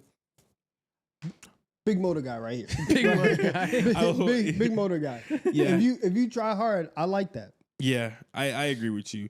Another interesting thing is, of course, typically for someone who's been watching Onyeka Okongwu, you notice that, like this dude's rebounding is iffy here and there. It was a drastic improvement, but it's nothing that you want to bank on being 100% a defining skill or trait of him. So someone like Noel, again, who is slightly undersized but still knows how to get on those boards, is a great valuable pick, considering our center rotational bigs now in Kristaps and Onyeka aren't. That isn't a great skill set of theirs at all. So OKC's back on the clock. Jace Richardson is still there. They need shooting. Rasheer Fleming. Yeah, we talked about Rasheer Fleming at 14. Or Nick Clifford, to be honest with you. Who's the best shooter of that bunch? They need him. Whoever can shoot the ball real it's well. It's probably Rasheer Fleming because he has a better track record of shooting. Put him on the Thunder. All they need is bench players who can hit threes at a high clip. That's the only thing that matters right now. But Nick Clifford is older. He's like 24, finna be 25 soon, which is crazy. And that's kind of why for them, I'm like, I think you're okay, because you know that a lot of these young guys or a lot of these rookies, you're probably gonna stash them anyways. And so, do I want your first action to be like when you're 26 and then I have like 2-3 years of you being what you are before I have to give you an extension or a second contract, whatever? I would go with the younger player here, especially since you already got your big. And if they walk away with Sorber, Yep. Sorber. Yeah, I didn't know if Sorber. with either him or Fleming. Yeah, it's a good night. Yeah, I agree with you. They do feel like it's a Fleming coded team. Now that pick's being traded. The Sacramento Kings are trading for the pick. I won't tell you who they're taking because that's been revealed too, because Shams is an op. But the Sacramento Kings are trading for this pick. Okay, so switching minds real quick. Well, they need everything pretty much. The Sacramento Kings, they don't have much defining traits. They have 2 guards and they have bigs. Shout out to Keon and they Ellis have as well. 2 guards who are old. Yeah, they have Malik Monk, Zach LaVine, and DeMar DeRozan. They have straight shooting guards who get buckets, and DeMontis Sabonis. You need actual. They need in between guys. They need more Keegan Murrays. They need 3-and-D guys very badly, and passers. But at this point in the draft, you're not seeing a ton of passing talent. So get the best wing available. Yeah. Oh man, they're also going to trade DeRozan. DeRozan's for sure being traded. So they need wings. That is also a very good point as well. So it does not matter. Rasheer Fleming, you are being taken right now. I'm honestly curious to why they would make this move, but let's see what happens. And it makes sense why OKC would trade this pick. Just punt it. You know, they can only add so many rookies in a given year. And the pick is being selected.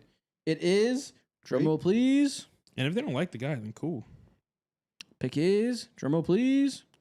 Oh no, he had to announce the trade. And now he's saying, NBA draft. The Sacramento Kings select. The Sacramento Kings selects Nick Clifford, Colorado State. All right. Damn. Makes sense for that. They got a good come on, player. brother. That Why are we purple wearing suit. gradient? Gradient Why are suit. we wearing This is gradient? Kings coded. That's why he leaked it. Yo, he's spoken into existence. Yeah, he did. But He put the fit on this morning and put himself in one of the most bleak situations in the NBA. Right. Shout out you speaking into existence. You're the savior. But you know what? Shout out to you. You get your moment. That's cool. Goddamn. But no, honestly, I was talking about they need wings. There you go. They picked one.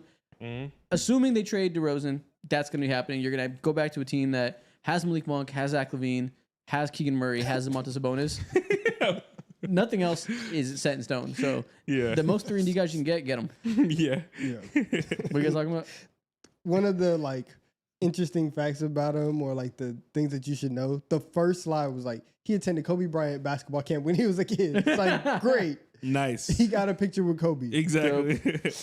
honestly, this is a good fit for a team like the Sacramento Kings, regardless of what looming things are happening, whether it be them trading away DeMar DeRozan and getting off of Zach LaVine and doing God knows what with DeMontis Sabonis. He's someone who can stick on any roster no matter what, because he is a menacing rebounder. He drastically improved his 3-point shot. He's a fantastic playmaker. One of my favorite parts about his game specifically is seeing how, when it comes to his passing, he would do the most, like, NBA coaches tend to hate this. The worst type of passes are when you're jumping in the air and you have no choice but to continue with that pass. The Pascal Siakam special. Exactly. And he is I don't want to say Hall of Famer at that, obviously, but he's a specialist at that. He loves to hack that pass continuously. Someone said he looks like McLovin in the chat. Yo, y'all are not serious, man. Yo, Jace is still on the board. Orlando needs shooters. Oh, this is... Orlando also refuses to play anybody that can't play defense at a high level. Do we feel like Jace can fit in that defensive ecosystem? Man, I don't care. Me neither. They need shooters. I don't give a fuck. Give me all the shooters. At this point, it's like, congratulations. Do you want to have the 19th best offense for the first time in a decade? Let's play Jace. Like, it's going to be okay. And everybody else on your team is 6'7" and above, or can hold their own defensively. You can have one guy who can shoot, especially since you brought in somebody who you thought could shoot last year in KCP. They had to attach a pick to get him out off your team. Go replenish that. Go get a pick. I would, Jace is fine. Yeah, these shooting small specialists are kind of going out of style across the league. If there's ever a team that can afford to add one of those specialists to their team, it is the Orlando Magic. Like, this team should not be worried about that. They need all the spacing they can get still. Desmond Bane is not enough. Yeah. Franz Wagner shot 18% from the 3-point line in the playoffs. Damn. That's disgusting. And if they want another shooter who is a wing, Liam McNeely is there. I mean, Rasheed Fleming feels like the perfect pick. I'm going to continue to say, I can't believe he is falling this low. There must be something we don't know about him. But I feel like Rasheed Fleming is the pick. If not, then Liam McNeely is also a great pick. Although, like, Liam didn't have a efficient shooting year at all. He was still a goddamn sniper over there. I think he played in UConn, and he just feels like a glove hand fit in general. Someone who can shoot, who's big, and he's big. He is 6'7". Shout out KB the GOAT. I mean, KB the GOAT 9. Yo, it's a long night, man. Shout out KB the GOAT 9 for tipping $5. He said, I just want to thank you guys for turning me. Yo, he feels like this is a shot, man. He's like, yo, I just gave you money. What's going on? KB the GOAT says, I just want to thank you guys for turning me from a casual 2K fan to a hardcore basketball diehard. I never knew what I was missing, and thank you. Also, Don, so old, he watched segregation basketball. There's something in there. Appreciate you, KB. Thank you, brother. Oh, man. Wow. That's hilarious, bro. Man, Atlanta Magic better draft a fucking shooter right here. I don't even, like, the 25th pick in the draft isn't necessarily someone that's going to contribute right away. Maybe not at all. I don't care. No matter what the system we're talking about is, no matter what the asset is, it needs to go to a shooter if you're the Orlando Magic. Yeah, and at this point in time, like, the best pick would be someone who's a stretch 5 in this range, and sadly, there's no one who projects as that in this range specifically. And this is going to take, like, a wild swing in my mind, and Danny that's Wolf. Not happening. Mr. Wolf? Nah. No, I don't want that. Nah, they can't do that. That would be funny, though, to see him with Paolo Banchero. That's just so starkly different. Yeah. The bag would be crazy. He would be an Orlando Magic fan for real. Oh, yeah. You know the demographic of Orlando? Yeah. Shout out to Rasta, what does it say? Lewandowski for donating $6.90. He said, shout out to the one dude's sister who was thought of not good enough to pour a large ocean water.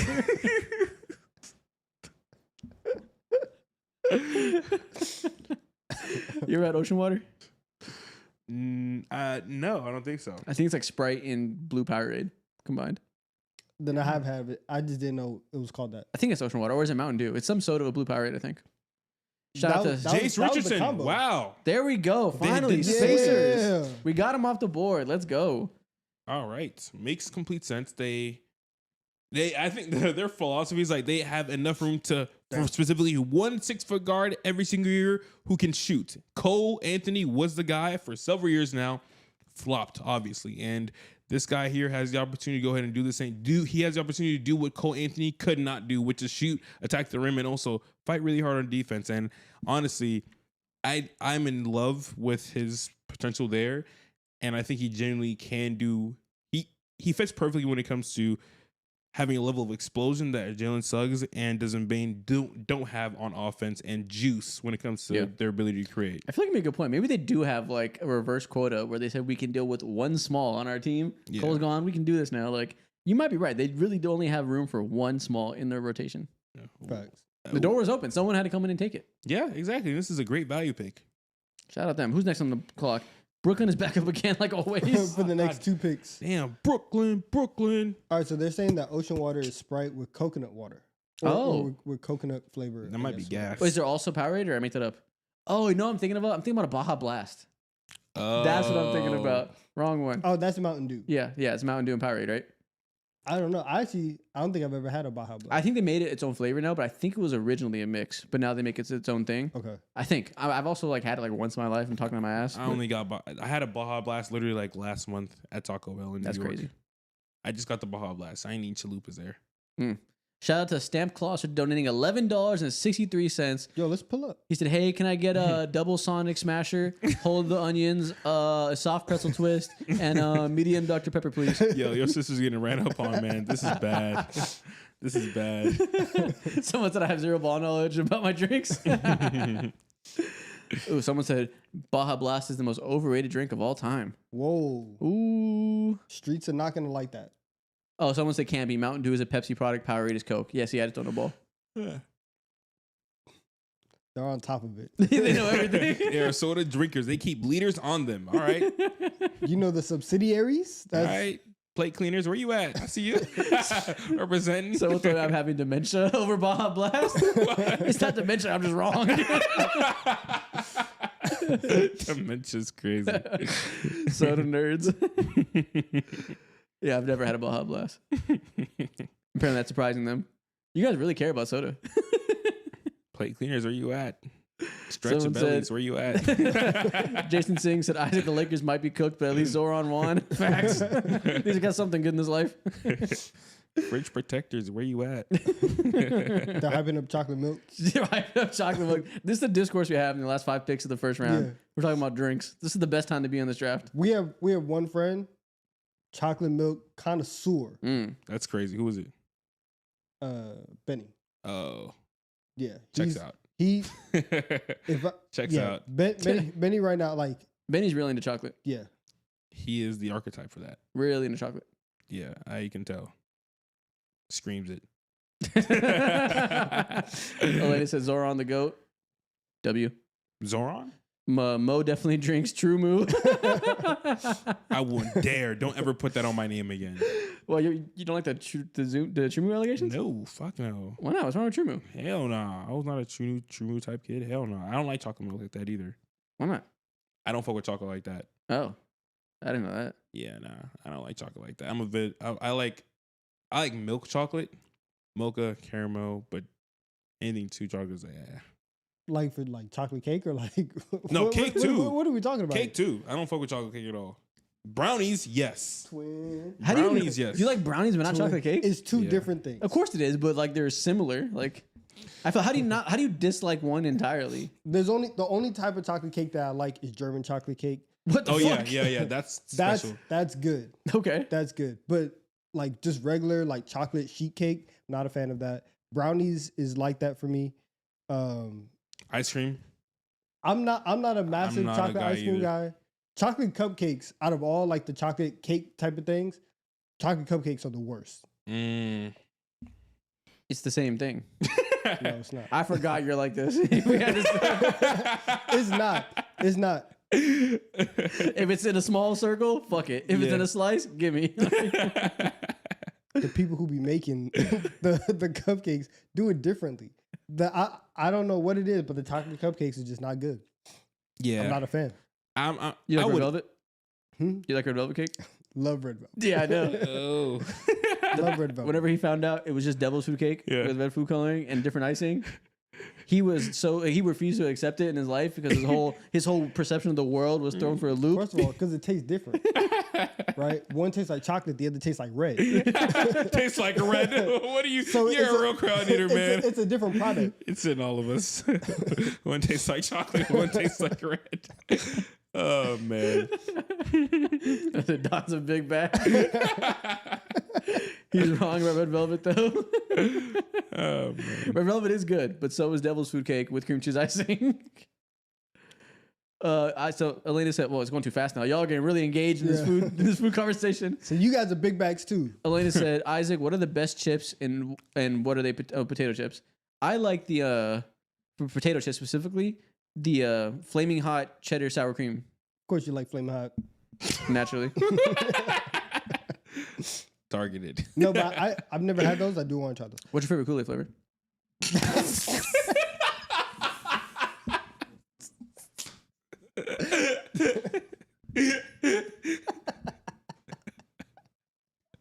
That's insane. You want to answer because we already know. That's insane. Oh, God. Man, we gotta go, man. Also, purple Doritos, spicy sweet chili Doritos, delicious. Oh, those are special. Those are special. Those are so good. You know what I also fuck with, and I found out you fuck with too heavily.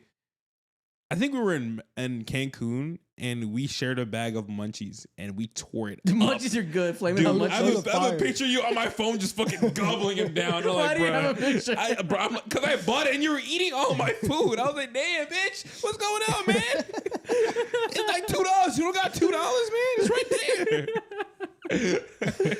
All right, pick is in finally. The fourth of 5 picks for Brooklyn. Jeez, they're dragging this out. Adam, please talk to us. Here we go. Adam, what are we doing? And shout out to KB the Goat9 for $5 more. Appreciate you coming through again. Thank you. Ben Seraph, the guard from Israel. Okay. That's mad interesting. Another guard. He's a point guard too. Yeah. He prefers the ball in his hand. Lefty. Yeah, and he has... Is Denim a lefty? No, he's not. He's a righty. Right? He's a righty. Yeah, but he has a really nice mid-range game. I will say that. That's one of the defining parts of his game. Definitely can get to the rim and has ability to finish plays, bare minimum. So I like it. I don't know if he can necessarily. I don't know. This is interesting. Their approach is so interesting. Though. They're showing the skills and like the highlights. It says feel for the game. Yeah, they just like us. That's kind of a red flag. Yeah. I mean, I don't know anything about this guy, so I won't pretend. Well, we thought that they were going to take this approach with Kasparus and they take it with him, but it really is, we're going to find our point guard this year. We're going to find somebody who can either play make, who can control the offense, who can do things. So I don't hate it. Everything for them is so skewed because this is the 4th of 5 picks. Exactly. So you have mad chances, and then you're going to get to next year, and if you do a better job tanking next year, you'll be in a solid position. I'm honestly shocked that, like, if they don't trade 27, I will be shocked. You think there's too many rookies that haven't won draft? Yeah.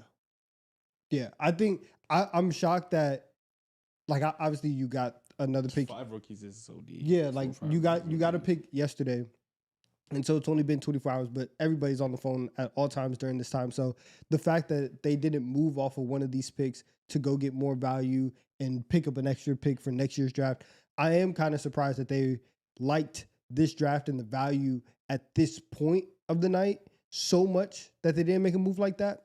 So that's kind of that. I think for me, like, that's one of the most interesting things of the night.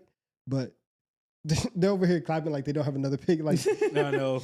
Like, you guys have to do it again. Them boys been clapping all night. That's what I'm saying. This is the 3rd guard that they've taken. Who's the second one again after Demin? Nolan Traore. Oh yeah. Oh yeah. Interesting. Bro. They're all in on point guards. That's what I'm saying. Yeah. So this is wild. That's interesting. So I mean, it's a difference of like philosophy. Like, do you go all in to solve a problem or try to like solve a bunch of problems? It'll be the most Brooklyn Nets thing ever if they were just like not good. That would be so embarrassing. Yeah. I think draft Twitter is gonna cook the Nets tonight, for sure. They reached a little bit on Traore. They picked Demin. This guy, I don't know what the opinion is on him. I really don't know much about him. but that's 3-point guards. I can't imagine they will get good draft grades whenever the media gets a hold of this class.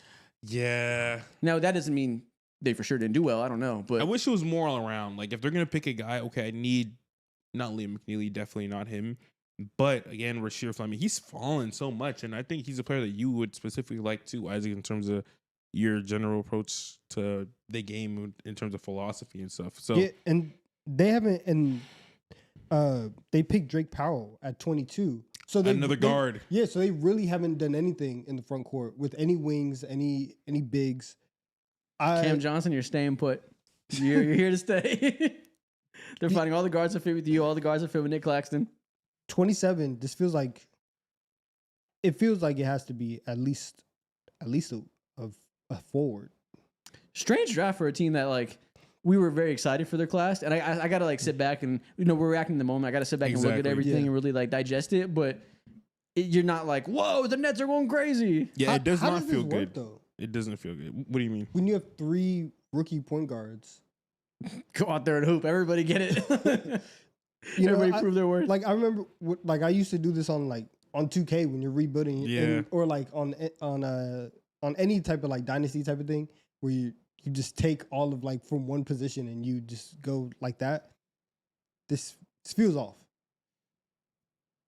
Brooklyn Nets next pick is in. Where are we going? Yeah, pick 27. Go guard. Where are we going? Please no, Rasheer Fleming. Please pick someone else, some size. Someone big. Oh, I think they traded it. Is that what it said? He's talking a lot, so it yeah, seems he like just announced the trade. He's yapping. Let me see if Shams didn't tweet it. Surprising. Adam Silver beat Shams to a trade. Okay, let's see what's going on. He said, let me give him one. Danny Wolf. Danny finally. Wolf. They didn't trade it.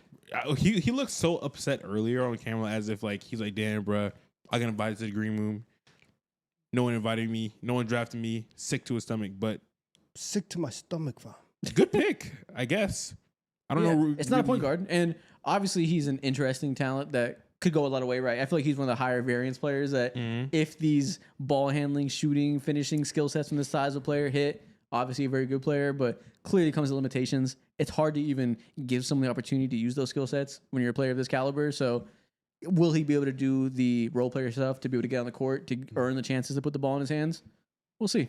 I mean, if there's one thing that I know for sure day one is that he could play alongside someone like Nick Claxton naturally and won't muck up any. You think he has the mobility to play the forward defensively? I think more so Nick Claxton can like cover up a lot of his mistakes. Okay. I don't think he has the mobility to play the forward though. I was like, I don't know. He's pretty big. Yeah. This doesn't feel like a super strong draft for the Nets though, for some reason. Well, for some reason they reached on 3 guards and picked Danny Wolf. Yeah, exactly. Not a lot of players that fit the like modern consensus of good prospect. You know, the wings that can grow into things, the 3-and-D guys. You know, filling out your roster in these very like nerdy consensus ways. It's a lot of one-way players too. Yeah, a lot of specialists that a lot of they're hoping can grow from there. Exactly, and I'm not sure how I feel about that approach, but nonetheless, players can come out there and surprise us at any time. This is the NBA draft, and we're pretty much throwing darts blindly. Someone said that's why draft picks are overrated because you can be the Nets and pick bad players. Shut up. Okay, well, next up are the Celtics, which, you know, one of the more interesting teams in the NBA this year since they're rebuilding, but seemingly a 1-year rebuild until they get Tatum back. Well, I don't even know what you want from a pick in this scenario because, like, you're not in win now mode anymore, but your timeline isn't also super long. No. I don't. Yeah, they're in such a weird position. They traded KP. Al Horford's old as fuck. I would think they need a center. I don't know if this is the place you get a center at pick 28. I don't know who's available left that you're like, yeah, glove in hand fit. But also, you know how Mazzulla wants to play. Mm-hmm. There was a lot of talk about I was listening to the BS pod today, and he had Chris Mannix on, and he was talking about how like the trade market for Sam Hauser is robust or whatever. Robust. Yeah, Chris Mannix is insanely biased. I know. They joked around on it, but Sam Hauser does make a decent amount of money, and so if Boston is going to continue to keep like shedding salary to go and replace a 3-point shooter like that, you could go with Rasheer Fleming here. Can you get a first round pick for Sam Hauser? No, I don't think so. 2 seconds? You can get 2 seconds for sure. I'd give up 2 seconds for him in the Lakers. He can shoot. Yeah, I would do that too. Yeah, he's not a bad defender.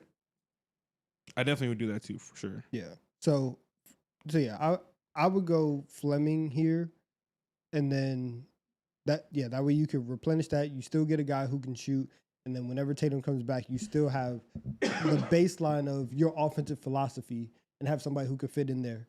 And even this year, hey man, go out, go hoop. What's the best breakfast food between pancakes, French toast, and waffles? I'm a waffle guy. Why? What's the difference to you?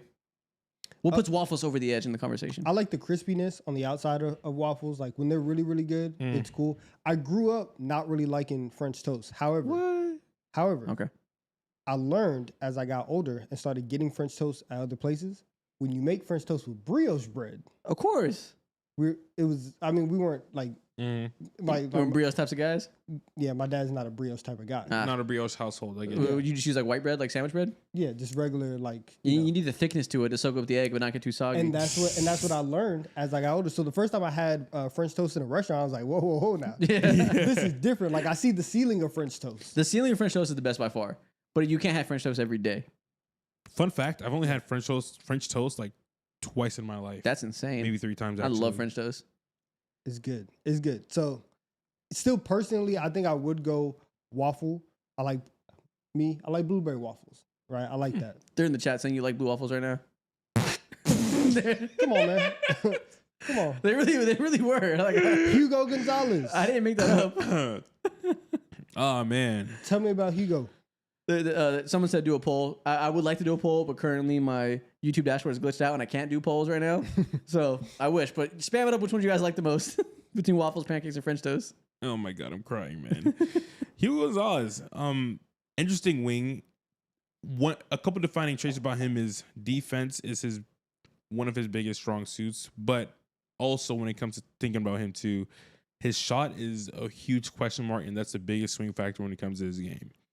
Wasn't the most effective scorer also too in the EuroLeague, but I'm not really taxing him too much because it is the EuroLeague and he has been a raw prospect there as well. He's young too. He's like 19. The 3 traits is high motor, passer, rim protector. That's just like an interesting baseline. And I think he's like 6'5" too. So rim protector 6'5" is it's an insane build. Yeah, for that to be one of your defining features on the broadcast. Mm-hmm. Interesting. Yeah, the Celtics are just in like a limbo point that like, I'm struggling to even imagine any prospect on the team because I don't know what the team's gonna look like. But now we got the Hornets back up on the board. Okay, what are they gonna do? God Hopefully knows. draft a big because they don't have any anymore. You have to draft a center. Hopefully get someone large that can set screens. Man, Is McNeely not going to get drafted today? it wouldn't surprise me because his efficiency was dog shit in college, but in my mind that doesn't mean anything.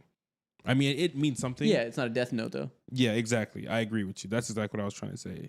Honestly, this is the Suns pick. No, it's got traded to the Hornets. Okay, the Hornets pick. I'm guessing this is the Nick Richardson trade. That's Nick why Richards? he's crying. It's over. That's funny. These last 2 picks are taking forever. Yeah, dude. Goddamn, they're dragged. They want to get to that mark for sure. Yeah, they're getting one more commercial break in. It's like the longer that we go, the more unhinged we get to. So we can ask to do this, man. Go on now. Someone said, "Are y'all doing tomorrow?" Fuck no. Absolutely not. We're not streaming the second round of the NBA draft. Oh, you're insane, Bro, touch grass. Yeah, I can't. I'm sorry. I wish I could give you that content, but I can't. We gotta record the podcast tomorrow. I'm not streaming again tomorrow. Oh man, that's hilarious. This is already a long week. 2 streams, a 3-hour stream, a 3-hour episode tomorrow. I'll be damned if I stream again this week. Sons of cowards. Anyways, Don, you're old. No facts, man. 52 Listen, hertz. that's the only time that I'm gonna agree to that. Trying to go to sleep. I forgot that they like space out the draft for 3.5 hours, and so I was like, oh yeah, we finna get done around like 9:30. Finna go back watch episode of The Bear because The Bear is out now. Yep, season 4 is out. It's nice we get The Bear tonight when it's a night off of Love Island. I watched the first 2 episodes of Love Island. I understand it now. You understand that? Wait till you get to like episode 10. God, shit gets crazy. Dude, it's so long. It's gonna be a minute until I reach that, but man, Season's falling off though. really? It's not. They're getting crazy. We'll see. There's still time, but it's not. The past few episodes, it's not looking good. Damn. I won't spoil anything, but they're getting a little goofy. Damn. All right. Big goofy. Chat, what are you guys' best Love Island USA takes? Let me see you guys' opinions on Jeremiah and Huda. Elena, you don't like Love Island? I can't stand that brain rot. You don't know ball. You don't know ball. You're not tapped in. Okay. Do y'all think WNBA? Grab Never the camera watched- for a never Lamar watched Jackson edit. I wish. Favorite Denis Villeneuve movie? Or Denis, sorry, said it wrong earlier. Arrival. I love Arrival. These guys have no opinions. Zero. Nah. You said Doom? Doom. Dude, there you go. If not Doom, Doom 2. Exactly. No, Arrival is that movie. I'm a sucker for space movies. And Arrival is one of my favorites. I just watched Interstellar in March That's for crazy. the first time. Oh, man. Yeah. I like Arrival more than Interstellar. I know that's like insane to say to a lot of people. Is that the one with Sandra Bullock in it? No, that's Gravity. That's Gravity. This is the one with Amy Adams. Gotcha. Someone's asking y'all favorite places to eat in Chicago. I just moved here. I don't have good I can't give recommendations for Chicago yet. Didn't you have like fire Italian food like a couple months ago? Fire Italian food? Yeah, you said you went to one restaurant and you were like, I Oh, get it what was now. it called? It was some fancy restaurant. You said Gibson's, right? Gibson's, yeah. That was a fancy restaurant. But that's not like a food wreck. Like it's like that's like a fancy restaurant. It's not like, oh, you want lunch? Go to Gibson's. Like I'm gonna tell people that. You need to know about this hidden gem in Chicago. No, don't walk, run. Oh, you hit that perfectly. Oh, I hate that shit so Yeah, much. that side of TikTok is disgusting. Portillo's is amazing. Don't walk, run to the small coffee shop built in with the sports bar with axe throwing. Oh, man. So what even is TD3? Yeah, we're talking about bullshit now. We're deep in the draft. Yeah, man. These picks are taking entirely too long. I'll play you Damn. right now, rock, paper, scissors. That's a good question. That's a good question. Best 2 out of 3. On rock, paper, scissors, shoot. I'll Okay. shoot. Rock, paper, scissors, shoot. Rock, paper, scissors, shoot. Shit. Rock, paper. All right, let's go. All right. Rock, paper, scissors, shoot. Here we go. Rock, paper, scissors, shoot. Rock, paper, scissors, shoot. Rock, paper, scissors, shoot. Ah! Shit! Yeah. Damn it, I always lose. I can't win shit. On the same note, somebody asked Don, do you have trauma from Vietnam? Oh, my God. What's crazy is that joke was an hour and a half ago. He's been spamming it, begging to be seen. We get it, buddy. Don created rock, paper, scissors. No, I don't have. I made a letterbox, but I'd like never use it. I forget. It's like intimidating to track every movie and go back and track every movie I've seen in the past few years. So I gave up on it. I didn't even know that was a thing. Wow. Yeah, it's a website where you track every movie you've seen, and like, Oh. and you like give a rating, and people leave like funny comments, like get witty with it. Top 3 movies. Top Not, three not in order. Not in order. My favorite movie is probably Social Network. Okay. Arrival, Loki might be up there. How do you feel about the sequel being announced? Need it. Need it? But Aaron Sorkin's gonna direct it. I love Aaron Sorkin as a writer. He's my favorite writer. The movies he direct are painfully mid, and the last one was directed by a fucking legend. Mhm. So bit worried. Trying to balance it? Yeah, it's not. The pick Not is looking in. good, bro. Gotcha. Liam McNeely has gone to the Phoenix Suns. Finally, the pick is in. Have your moment. There we go. Everybody thought he had to go in the first round. There he goes. He gets in. There we go. All right, so good job for the Hornets, I guess. Oh, the Hornets. Yeah. My bad, not the Phoenix Suns. Yeah, I went to the Hornets. Okay. Yeah, okay. They get another shooter in. It seems like they're at least trying to address one singular issue and hang their head on one end. Bare minimum, bro. You can't imagine being an NBA fan and not having any like great takeaways as you come away from a season, bro. Especially the hellacious season that they have. So at least solidifying one spot, one section of your team. Again, someone who can come into the building and do one thing very well, bare minimum. It's a win for if you're the Hornets. I forgot they're really focused on spacing in this draft. Yeah, I mean, bro, they have to do something. They can't do anything right, literally. Yeah. Yeah, they just need competent infrastructure. That's like the big thing is that like LaMelo's PR is so in the toilet, but the situation is so bad that you got to like you watch him play and you're like, fuck, really? This is the development path? But then you're like, okay, maybe he doesn't have a chance. They got to give him a chance. They got to learn if LaMelo's the guy or not. You need shooting. You need competent rollmen. You need competent defense. They're 1/3 of the way there. I have 2 questions for you from the chat. One, somebody said guts or sour. Probably guts, but I don't know. Really? That one's hard. I like sour more than guts. That one's like iconic, obviously. I think by time Guts is the second one, right? Yeah. Yeah, she's like better at her craft when Guts came around, but Sour has so many hits and stuff. And then they said favorite Kendrick song. Favorite is hard. Either top three. Fear, Feel, and Sing About Me. I think. How high? For a moment, you were. Untitled 05 is also up there. That's what I was going to Untitled 05, yeah, that's number 3. Take out Sing About Me. Untitled 05 is on there. Oh, XXX Solos. XXX is his most underrated song for sure. Like Sing About Me has to be on there, but it's like, duh, Sing About Me's on there. It's one of the best rap songs of all time. But taking that down, putting my favorites, Fear, Feel, and Untitled 05. Gotcha. You said not a single T-Pap song? I could also put every T-Pap song. Oh, Elena's on your side. She said Reincarnated so goated. Yeah, Reincarnated's amazing. Our GM is full of bozos. I think it's the worst song in GNX. It's insane. Yeah, bozo number 1 over there. I'm the bozo. I said it's the best song or second best song behind TV Off, and they're like, "What? It's the worst song." What I said was, if I'm gonna listen to the album, I'm not gonna listen to Reincarnated every time. I'm probably going to skip that. I'm not a skip type of guy, but I certainly would not be skipping Reincarnated. Not a skip kind Mother of I Sober. See, Mother I Sober I skip. Mother I Sober is like too painful to listen to. Like that's crazy. I can't listen to Mother I Sober in the car. I'm not a skip kind of guy. I skip that one. Yeah, never mind. He tested me real quick. I do skip Mother I Sober. Like Mother I Sober is beautiful, but like I can't be in the car. My girlfriend next to me, we're going to get Chick-fil-A and I play Mother I Sober. That's so awkward.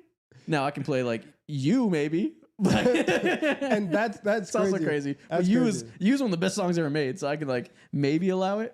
But yeah, I can't do Mother I Sober. Are you listening to the upcoming Clips album? This is where I shine. Okay. This is where I shine. Oh yeah, I also can't listen to We Cry Together in the car. That's like a skit. It doesn't count.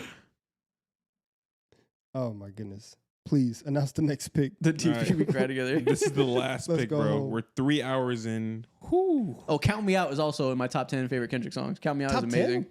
Favorite, not best. Favorite, yes, I love Count Me Out. Oh, I could run through a wall. If I listen to Count Me Out at the gym, I can bench press 450 at the gym with Count Me Out on. That is true. Any max is getting shattered with Count Me Out on my headphones.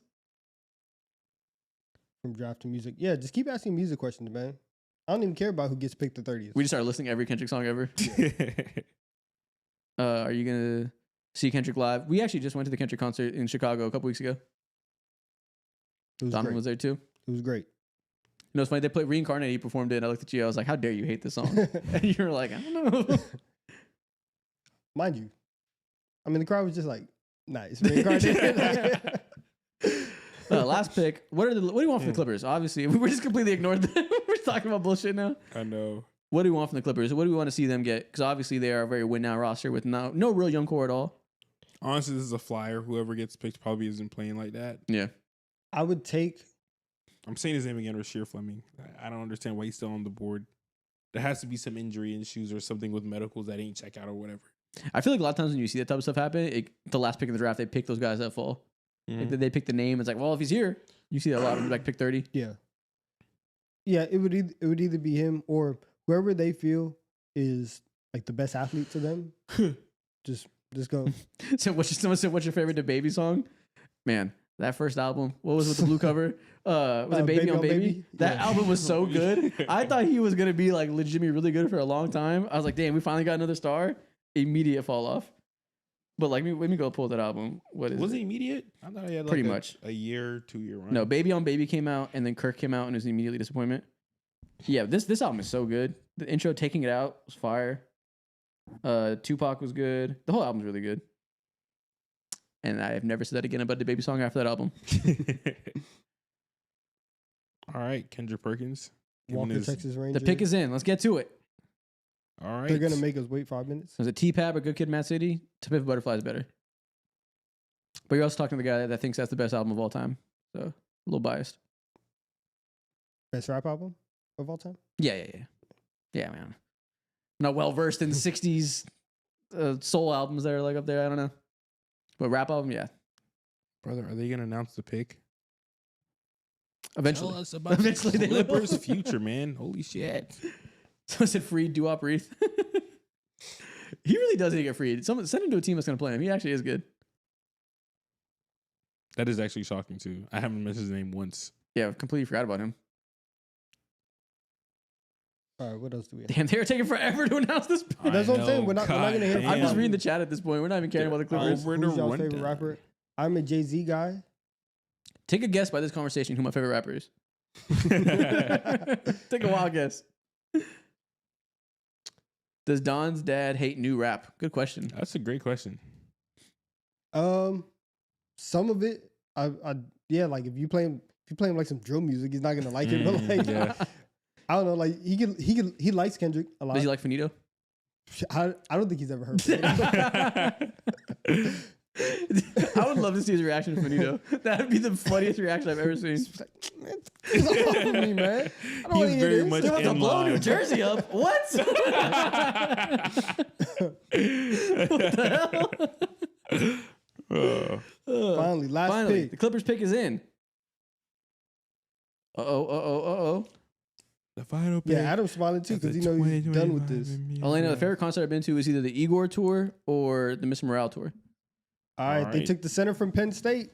Yannick Conan Niederhaus. I'm gonna be real. This is outside of my bag. Shout out to him getting a big center. Looks like he's insanely huge. I don't know much about him, but he's gigantic. Gallops. Looks like it's probably a good ceiling play. Yeah, he is humongous. He looks like, how big is this guy? He looks fucking I don't gigantic. know. He looks like he's 7'2", 7'3". The hell? I am not familiar. Yeah, at all. Like this is out of my range. So that's not a real name. No, he's just 7 feet. Really? That's what it's. He looks long. All right, 7 not a feet, bad pick. 250. Can never go wrong with those type of picks. Well, that was a solid first round. It wasn't too many dumb picks. I think the Nets are a little perplexing, and the Pelicans are perplexing. But I need more time to think about those guys to know if they really did a terrible job.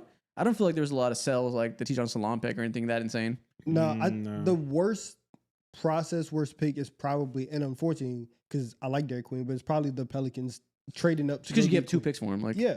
Yeah. an unprotected pick, and it's the most favorable. Like that's a good asset to move up only a few spots. Shout out to the Hawks, man. Big Who winners of would've the draft. thought? Yeah, who would have thought we're over here finessing? Someone said teams? Moses Brown regen for that last pick. Man. Fleming fell out of the first round. That's that the biggest surprise. Yeah. Honestly, yeah, because he was projected to be like a late first round, mid to late first round type player. Mm-hmm. So whoever he's going to go to tomorrow, I genuinely believe he's going to be a early out in the second round. Has to be. All right, man. Well, that's the draft stream. We're here with y'all. 3.5 hours. We sat through the entire first round, talked about a whole bunch of bullshit along the way. Good stream, man. Appreciate all y'all coming through. ESPN, if you do this to us one more year, we're gonna have a problem. We got to put it back to one day, man. Issues. Please. Again, appreciate all y'all coming through. You guys stuck through while the stream crashed. 35 minutes in, you guys came back. Real ones. ones. Appreciate y'all, man. Holding us down. We're finna go home, go to sleep, record our new episode tomorrow. You guys will see it on Friday. We're gonna do our free agency preview, which is always a fun episode. We give one problem every NBA team needs to solve this summer. Big episode. You know, NBA fans, the free agency is like the finals. So we're really about to give you a finals preview if you think about it. So Exactly. I think you have to watch it. The apps start Tap in. tomorrow. With that being said, appreciate y'all coming through. We'll see y'all in a couple days.